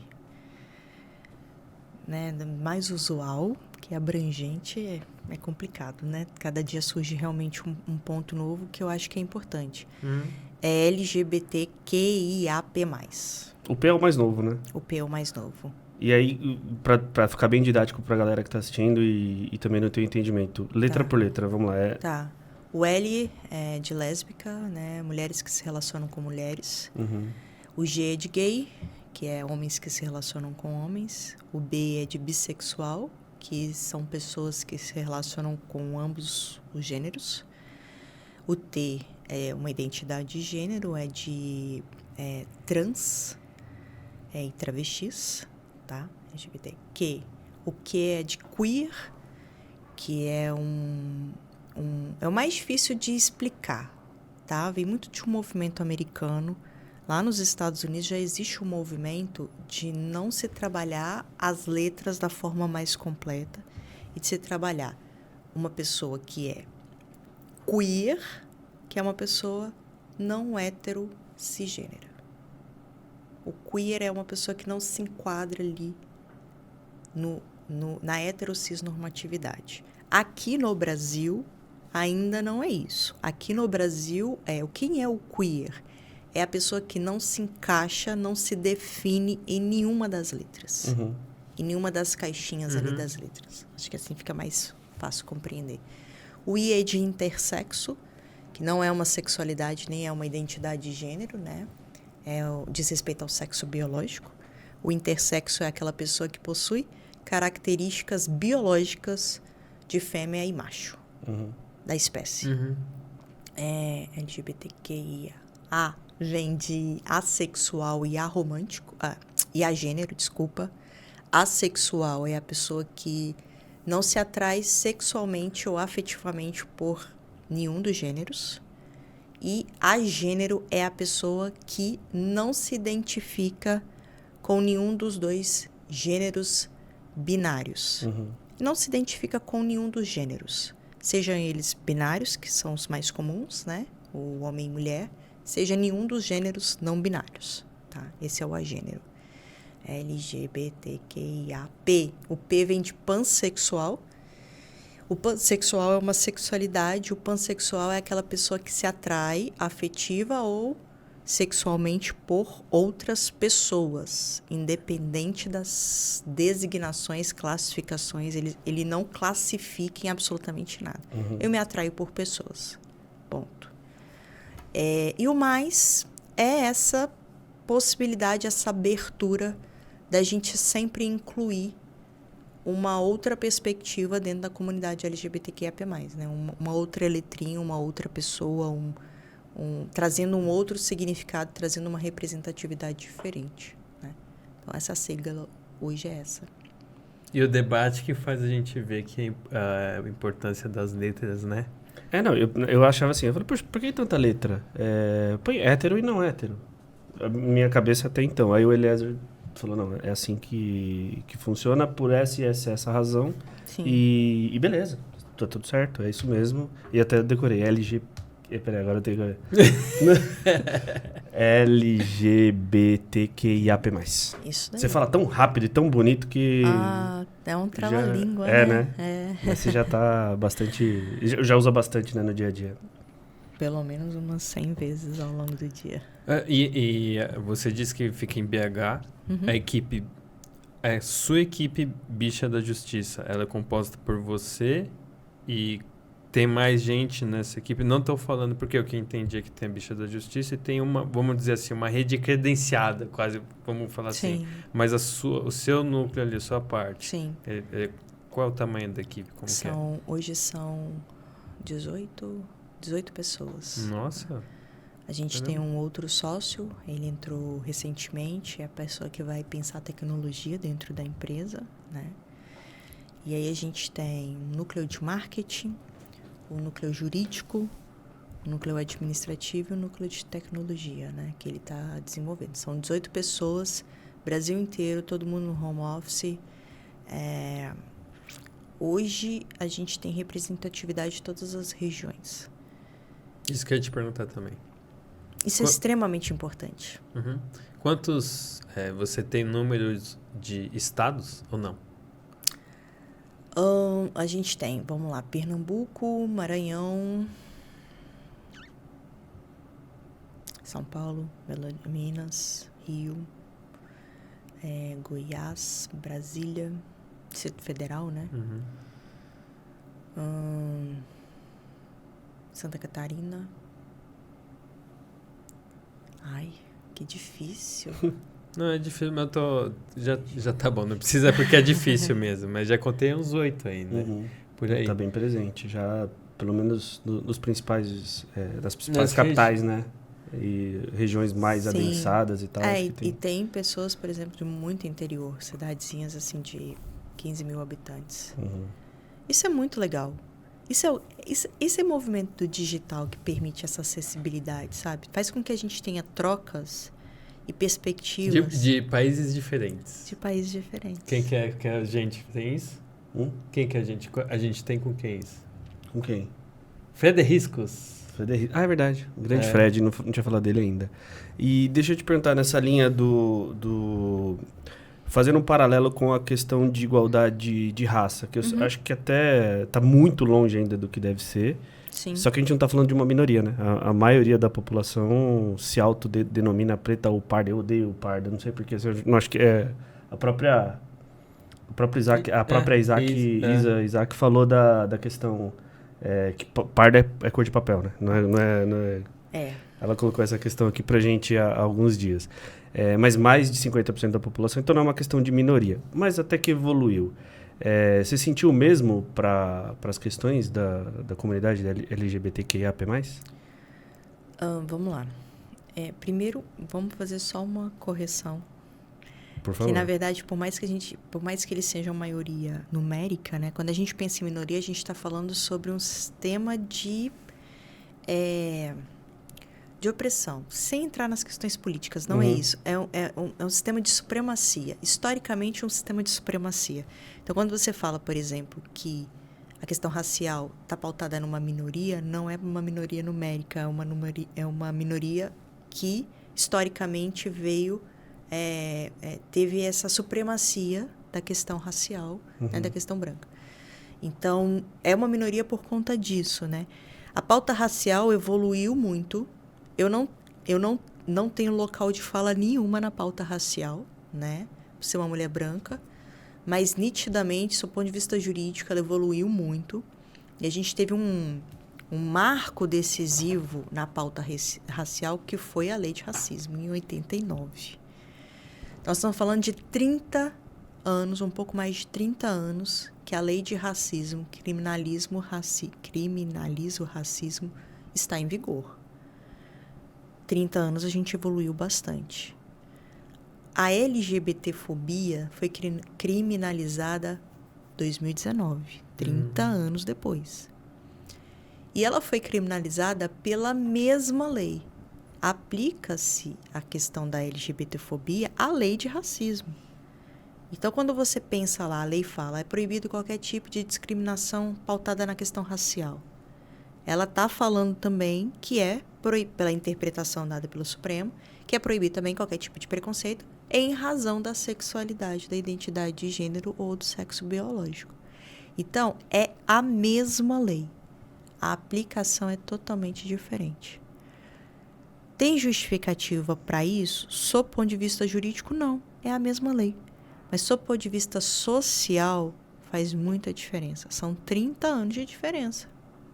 30 anos de diferença numa sociedade que mudou muito, né? Por conta da globalização, por conta da internet, por conta da tecnologia. Então, 30 anos não são 30 anos. 30 anos dentro da nossa evolução dos últimos anos por conta da tecnologia e por conta da presença digital é muito mais do que 30 anos. Então, existe essa dificuldade maior de se coibir, de se penalizar a LGBTfobia, porque esse entendimento é muito recente. Vai mudar? Vai. É uma construção que, com certeza, daqui a 30 anos, a gente não vai estar aqui falando sobre essa questão. A gente vai estar numa pauta evolutiva maior. Mas você vai dizer que o racismo acabou no Brasil? Mesmo a gente tendo uma lei de 30 anos atrás? Não, porque é uma construção. A pauta racial está muito mais avançada, porque ela veio primeiro. Agora, a pauta racial tem uma questão... A pauta LGBT tem uma questão que a pauta racial não tem, que é a questão recorte religioso. E no país como o nosso, com a tradição religiosa muito grande, onde o Estado está muito influenciado pela religião, a gente vai encontrar muito mais dificuldade na construção dos direitos LGBTQIAP+. Tanto que a gente não tem lei. Nós fizemos um puxadinho na lei de racismo. O Supremo fez um puxadinho na lei do racismo. Ele entendeu que raça não é só uma questão de cor. É uma questão de supremacia. Então, os grupos minorizados estariam ali abarcados pela questão da raça. Mas é um puxadinho. ter uma lei específica para isso. E não vai ter. O que não vai ter? Uma questão matemática. A gente não elege proporcionalmente representantes no Congresso Nacional que justifica a aprovação. Então, dentro dessa perspectiva, não vai ter. Não sonhe com uma legislação que não vai acontecer nos próximos anos por uma questão matemática. A gente não tem essa representatividade suficiente. E aí, se a gente não tem, essa construção tem que acontecer pelo judiciário mesmo. E que bom que o judiciário está fazendo isso. Só que tem uma diferença, que é como a sociedade brasileira foi construída e que faz com que a questão racial tenha mais efetividade, a lei aplicada à questão racial tenha mais efetividade do que a questão LGBT, que é a questão do papel. Sabe lá a certidão de casamento? Parece que só vale depois que tem a certidão de casamento. Uhum. Aqui no Brasil, para que uma lei seja aplicada, para que uma norma seja aplicada, ela tem que estar escrita em algum lugar. Existe uma dificuldade muito grande do brasileiro entender que ele não pode fazer uma coisa se isso não tiver numa lei, num pedaço de papel. E a maior parte dos nossos direitos LGBTQIA+, não estão no papel, estão em decisões judiciais. Então, lá atrás, quando a gente montou a Bicha da Justiça, essa era a perspectiva. Eu preciso educar uma população que não sabe dos seus direitos. Ah, mas brasileiro nenhum sabe dos seus direitos. Ok. Mas uma população que não sabe dos seus direitos e não tem um pedaço de papel para falar assim, tenho direitos. Tem um agravante aí. Tem um agravante. Então, a gente vai ter mais dificuldade, né? Não é uma justificativa, não. Essa é a realidade social que a gente está inserida. E aí, o nosso trabalho é ressignificar essa realidade social a partir de um processo de educação. Resumindo, a Bicha da Justiça tem trabalho... Tem. Muito trabalho. Muitos e muitos anos. Isso que eu ia falar, porque as pessoas que no início desdenhavam ali, hoje tá vendo o mercado enorme e abrindo ali, né? A maior parte está migrando, né? Para poder trabalhar o Pink Money de forma errada, mas enxergaram. Cara, tem investidores aí que compraram, estão investindo em outras empresas, né, de diversidade e inclusão, porque já enxergaram que é um mercado bilionário, né? É um mercado bilionário, um mercado que existem diversas pesquisas que dizem que a população LGBTQIA+, historicamente, consome 30% a mais do que a população não LGBTQIA+. Eu vi o quanto a parada movimenta, né, financeiramente em São Paulo, quando tem o fim de semana, né? Que vai ser agora, inclusive, nesse final de semana, né? Então, assim, é um mercado que não foi enxergado lá atrás por preconceito, porque não tem outra justificativa. Você vai falar assim, esses dados já existem há muito tempo. Por que não foi enxergado? Por que nos últimos 2, 3 anos é que houve um boom maior de empresas pautando a questão da diversidade e da inclusão? Você é chamada para explicar para eles o conceito como um todo? Porque, assim, agora vai aparecer um monte de empresa, pessoas que sejam vendo capital, né? Sim. E não sendo autêntico. Sim. Você é muito procurada para isso, dessa parte educacional, né? Sou muito procurada para isso. E hoje você tem notado uma evolução considerável, assim, dos últimos anos? Teve uma evolução significativa, tem trabalhos sérios, tem pessoas realmente muito engajadas dentro de grandes empresas. Hoje, quando a gente fala de diversidade e inclusão, de um modo geral, a gente está falando de grandes empresas, tá? A gente ainda não chegou no nível de médias e pequenas empresas. Então, tem profissionais muito sérios pensando diversidade e inclusão nessas empresas e pensando a pauta LGBT como diversidade e inclusão, mas também tem muita gente que só quer realmente, que só visa realmente a questão financeira de ser um mercado bilionário, né? Então, mas a comunidade, ela é muito sagaz para isso. E a gente consegue perceber as marcas que de fato têm compromisso com a comunidade, das marcas que não têm compromisso e que vão aparecer no mês de junho, vão fazer qualquer ação, topam pagar qualquer palestra e acabou ali, tá tudo certo. E como que você vê esse pessoal que tá de olho hoje e vem da nova geração chegando, estando mais antenado isso? Como que é? Porque, assim, é muito nítido, não é? Total. Essa geração, ela é muito evoluída, cara. É impressionante como que essa geração ressignificou o consumo. Ressignificou várias coisas, mas ressignificou o consumo. Eu acredito que essa tendência de diversificação, de consumo mais consciente, vai fazer com que as pequenas cresçam e que são empresas de fato com propósito, que são empresas que realmente geram representatividade, que estão nichadas, que estão preocupadas com o público. O consumo dessas empresas tende a aumentar. E as empresas que não trabalham diversidade e inclusão com seriedade, essa nova geração não vai consumir. Ela está pescando mais valor, não está pescando os valores com das muito coisas. Mais valor, com muito mais valor. Está conseguindo identificar, né? Muito mais valor. E também acho que tem uma noção maior do que a nossa geração, Roger, por exemplo, que nós somos mais velhinhos aqui. Mas é os quarentões, né? Os quarentões, Tá, não cheguei lá ainda. O poder da cobrança também. Eles estão cobrando mesmo, né? Não estão mais assim. Sim. Lógico que veio a internet, veio essa facilidade até de cobrar e mostrar que está cobrando. Porque antes era uma coisa muito do saque que compra ali, fica uma coisa muito fechada, estreita. Hoje você cobra escancarando e o outro vê e começa a entender e vai toda uma cadeia ali, né? O movimento cancelamento, o legítimo, né? Porque cancelamento, ele tem dois pesos. Acho que foi meio banalizado? Também. Mas o movimento cancelamento legítimo, ele é um movimento que ele é pela voz do consumidor, né? Ele é por esse descolamento entre que a marca está falando que está fazendo e, de fato, a percepção de valor que aquela comunidade, que aquele conjunto de pessoas enxerga da marca, né? E as pessoas entenderam. Eu acho que isso é muito processo da globalização, não é só da nova geração. As pessoas entenderam que elas têm opções. E que o fato de você ter opção te gera essa oportunidade de exigir. Então, tudo bem, se você marca X não respeita meus direitos, tudo bem, tem a marca Y que eu vou comprar. E tá tudo certo.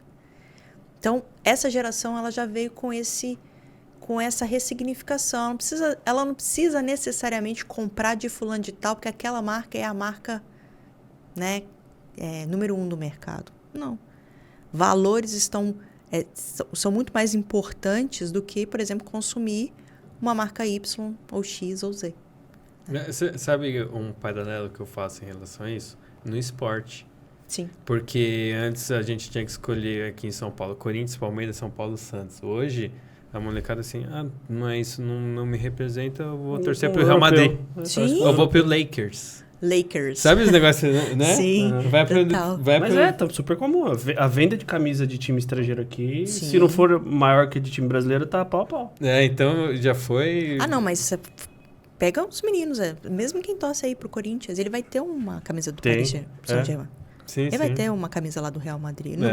No mínimo uma fora do Brasil, ele vai ter. Por mais que ele seja corintiano. Não, eu sou corintiano, mas eu também torço pro Real Madrid. É esse discurso. E a gente tá chegando no final. Um levantamento desse tempo, assim, de bicha da justiça. E como que você imagina daqui a uns anos bicha da justiça? A gente tem metas bem audaciosas. Um planejamento muito claro de onde a gente quer estar daqui a 5 e daqui a 10 anos, sabe? Nesses 5 primeiros, a gente fala que a gente ultrapassou a taxa de mortalidade das empresas no Brasil, né? 99% morrem nos 5 primeiros anos. Então, cara, 2%. Nossa. Sobrevivemos. A gente enxergou, a gente fez uma festa de 5 anos e a gente enxergou que aquele momento até os 5 primeiros anos passou e agora a gente está numa outra vibe. E aí a gente fez a gente estabeleceu 2 metas, assim. Nos próximos 5 anos, a gente vai ser a maior referência em direitos LGBTQIA+, do Brasil, disparado. Com um hub muito focado no universo jurídico ainda. Mas daqui a 10 anos, a gente quer ser a maior referência na promoção de direitos LGBTQIA+, e não seremos, tá vendo? Seremos. Mas a gente entendeu que o público LGBTQIA+, não tem só demandas jurídicas. E que as demandas jurídicas estão associadas com inúmeras outras questões. Vou dar um exemplo. Quando você tem ali uma liberação de cirurgia, a gente conseguiu entender que até a entrar com um processo na justiça para a liberação da cirurgia, aquela pessoa trans, ela passou por inúmeras outras etapas e ela tem uma dor específica em cada uma dessas etapas. Então, daqui a 10 anos, o que a gente vai ser um hub de solução para pessoas LGBTQIA+, com recorte de direitos. Quando a gente pensa em solução de forma mais holística, como que eu vou fazer com que essa pessoa tenha acesso, chegue a conseguir ter acesso a esses direitos se ela não cumpriu as etapas prévias? Se ela não teve, por exemplo, um acompanhamento adequado com uma equipe de médico, porque ela não tem referência de médicos, por exemplo. Se ela não teve... Como que eu vou falar, por exemplo, de acesso a conseguir acessar, por exemplo, licença maternidade, se ela não teve um acesso adequado ao trabalho. Então, a gente pensa essa pessoa LGBTQIA+, de uma forma holística. E aí a gente quer agregar valor com todos esses pontinhos que são necessários para que o ponto final, que é essa pessoa ter acesso a direitos, a gente consiga realizar, entendeu? Sabe eu lembrei de uma aqui. Eu lembrei. É a mesma, será? Da Fertable? Não, eu lembrei da Fertable. Porque a gente entrevistou aqui, a gente conversou com uma pessoa da Fertable, como é o nome dela? Esqueci. Ale Jaroska. Ela até ensinou a falar papo de escada em polonês. Olha, que legal. Eu já não lembro mais como é. Já ia perguntar. Ele que manja. Eu tenho que ver o episódio de novo lá para lembrar. E ela tem uma solução de reprodução assistida que ela se encaixa para mães héteros que querem ser mãe na hora que quiser, mas ela também tem um ângulo ali que faz sentido para mulheres lésbicas que querem ser mãe em algum momento. Sim. E aí a reprodução assistida ela está entrando como um benefício de coparticipação entre o que ela faz e a empresa. Então achei muito legal e de repente pode ser uma solução para... Enfim, eu lembrei com você falando, achei que era a mesma. Mas como até balista. Não, mas esse formato que ela falou aí me lembrou assessoria 360 graus da Redoma Capital. Também. Total sentido, né? Que é o serviço ali e começa a atender o entorno ali.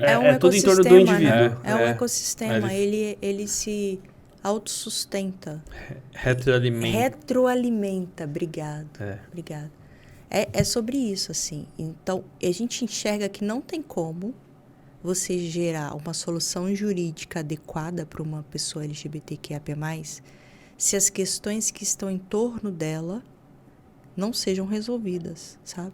Então, é claro, o nosso recorte é direitos, mas, como um hub, a gente consegue agregar valor com parceiros, né? Com outras empresas, enfim, com uma gama aí de possibilidades e sempre pensando nessa pessoa LGBTQIA+, como um todo. E não só como um pontinho ali. Eu preciso resolver o problema jurídico dela, preciso. Mas tem tanta água debaixo dessa ponte. E ainda falta essas referências. E ainda a dor é muito latente. Então, o que a gente projeta para os próximos 10 anos, a gente chegar nesse ponto. Você é a principal referência. Isso, principal hub. Será? Sim. Veio de lá, será? Veio de lá. Veio da voz. Você tem mais alguma pergunta? Não. Eu tenho uma bem simples. Você se enxerga trazendo... Eu não sei se tem necessidade, mas trazendo a sede para São Paulo? Ou você acha que não faz sentido? Não necessário? A gente não quer ter sede física.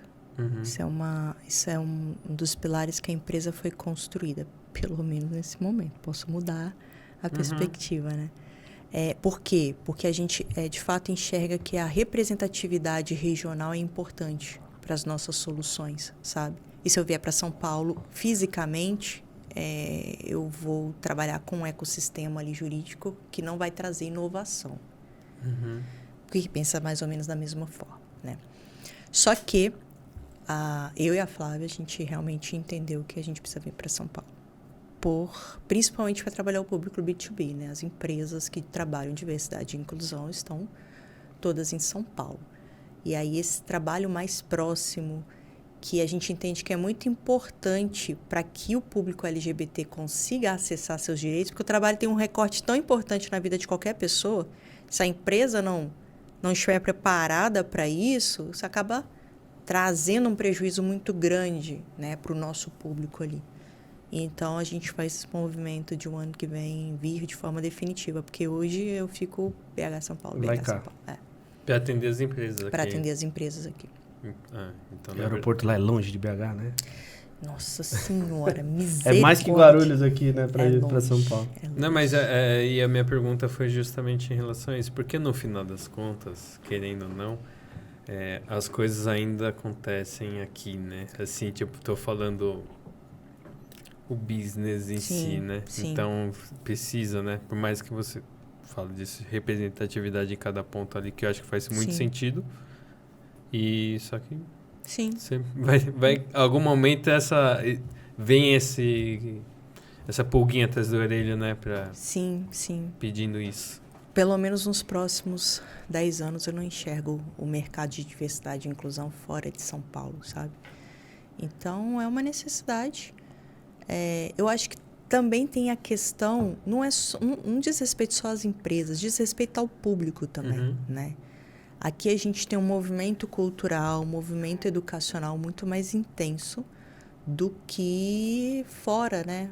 Eu falo que eu vou em São Paulo, aqui em São Paulo eu vou em qualquer evento LGBTQIAP+, alguém vai me reconhecer. Em Belo Horizonte ninguém me conhece. É impressionante como prata da casa realmente não funciona. Né? E quando te reconhecem, falam, é a bicha da justiça. Tipo, bem assim? Vamos tirar uma foto. Eu quero tirar uma foto, né? Fico super tímida, eu sou tímida, mas é legal, é bacana. É validação de validação tudo do que você faz, trabalho, exatamente. E aí Belo Horizonte, que é onde a gente está, né? Ninguém conhece quase ninguém conhece a bicha da justiça, um movimento muito diferente. Então, não tem jeito, assim, eu acredito que aqui, se a gente quer trabalhar num processo de educação onde outras pessoas vão levar a mensagem, né? Porque não é só a gente que leva a mensagem, a gente tem que estar nos núcleos onde essas pessoas estão. E a maior parte está aqui em São Paulo. Maravilha. Faltou falar alguma coisa, você acha? Não. Tem alguma coisa que você queria falar e esqueceu? Sigam a bicha da justiça. Pra quem tá ouvindo, eu também já. Pra quem tá ouvindo, a gente é @bicha da justiça. Sim. É super fácil de encontrar nas redes. O que mais? Inscrevam-se no nosso canal, além de seguir a Bicha da Justiça. Importante a gente ter mais inscritos para mais conteúdo e, enfim, para aumentar também a nossa comunidade, né? Também. E, cara, eu gostei bastante do episódio e parabéns pela Bicha da Justiça e parabéns como você se posiciona e parabéns pelo jeito que você se comunica. Obrigada. Você é uma comunicadora... Foi muito boa, uma das melhores que já veio aqui, eu acho. É mesmo? Opa! Chocada. Aqueles assim, mais joga balde de geografia, né? Mas são 29 episódios. Mas falando de coincidências, eu falei para ela que ela não era a primeira Bruna que vem aqui. E mais que isso, tá? Você não é a primeira Bruna casada com uma Flávia que vem aqui. Não acredito. Nossa, é verdade. Não é? É verdade. Eu não acredito. Juro por Deus, uma das Brunas que veio aqui, Bruninha, beijo Bruninha, se estiver assistindo a gente, também é casada com a Flávia. Olha, chocada. Jogadora de vôlei profissional. Que legal. Cercados de coincidências. E a crossfiteira Flávia. Flavinha, minha amiga. Flavinha, tem razão. boa. Bruninha e Flavinha. Bruninha e Flavinha. Caramba, isso é uma coincidência. Essa pelo amor de Deus, nunca mais. 29 Se eu não falasse, né? Eu já tava engasgado, né? Eu tava aqui o tempo todo. Tá certo. Mas bacana. E assim, obrigado pela sua disposição de vir aqui criar um conteúdo, no final, educativo também, de entender que a gente também está aqui para aprender. E realmente você ensinou muito de um jeito que facilitou muita gente também, tá? Ai, que legal. Conduzir, não foi? Uhum. Que bom. Isso foi legal. Eu acho que o principal, tá? Me sentir... Às vezes a gente tem um pouco de medo de errar e com você tranquilo, se eu errasse aqui eu sei que não era um negócio que... você errou, recorta. Não, é super... modo Eliezer, né, de ser. Ai, que legal. Então, acho que oferecer um ambiente seguro para quem está disposto a ensinar, não é obrigação de ninguém ensinar também, né? Não. Mas, no caso, é meio que uma vocação sua. Oferecer esse ambiente seguro, acho que vai fazer sentido para quem está assistindo. Fez para mim, espero que tenha feito para você. Caramba. Pro Fabrucho também. Certo, Fabrucho? Alô, tá tirando foto, ele é o cara da ele vai tirar foto enquanto a gente dá tchau. É o nosso paparazzo. Valeu, gente. Mas Valeu. Eu que agradeço o convite, para mim foi um prazer também. Imagina, foi muito bom e espero vê-la em breve aqui. Com certeza. Uma vez em São Paulo e a melhor... Lembra da gente quando você for a principal hub de soluções? Pode a gente ficar vai te tranquilo. chamar para um review. Vem aqui de novo, tá? Você Com já certeza. participou bastante de podcast? Mais num formato online, né? Uhum. No formato presencial, foram 2. Esse e um outro. E é bem diferente, Total. né? Muito diferente. É por isso que o tete-a-tete é importante, por isso que vai ter que vir para São Paulo. As não coisas vai ter não se jeito. resolvem no Zoom, no Meet. Esquece, você tem que ir no pessoal. Exato. Tá Pessoalmente. certo. quer dizer. Agora um tchauzinho pra Flávia lá, ó, fazendo a foto dela lá, ó. Muito bom. Valeu, gente. Valeu, até nosso próximo Papo de Escada. Valeu, tchau. Valeu. Muito bom, meninos. Orelhas quentes agora. Queimando a orelha. Gostou? Adorei. Gostou, Flávio? Muito legal. Você viu, Vocês Flávia? gostaram? Já. Pô, foi bom demais. Mas é aquilo que eu falei, não é média não, viu? Você se comunica muito bem. Fico feliz. Eu acho que a gente tá falando com gente que...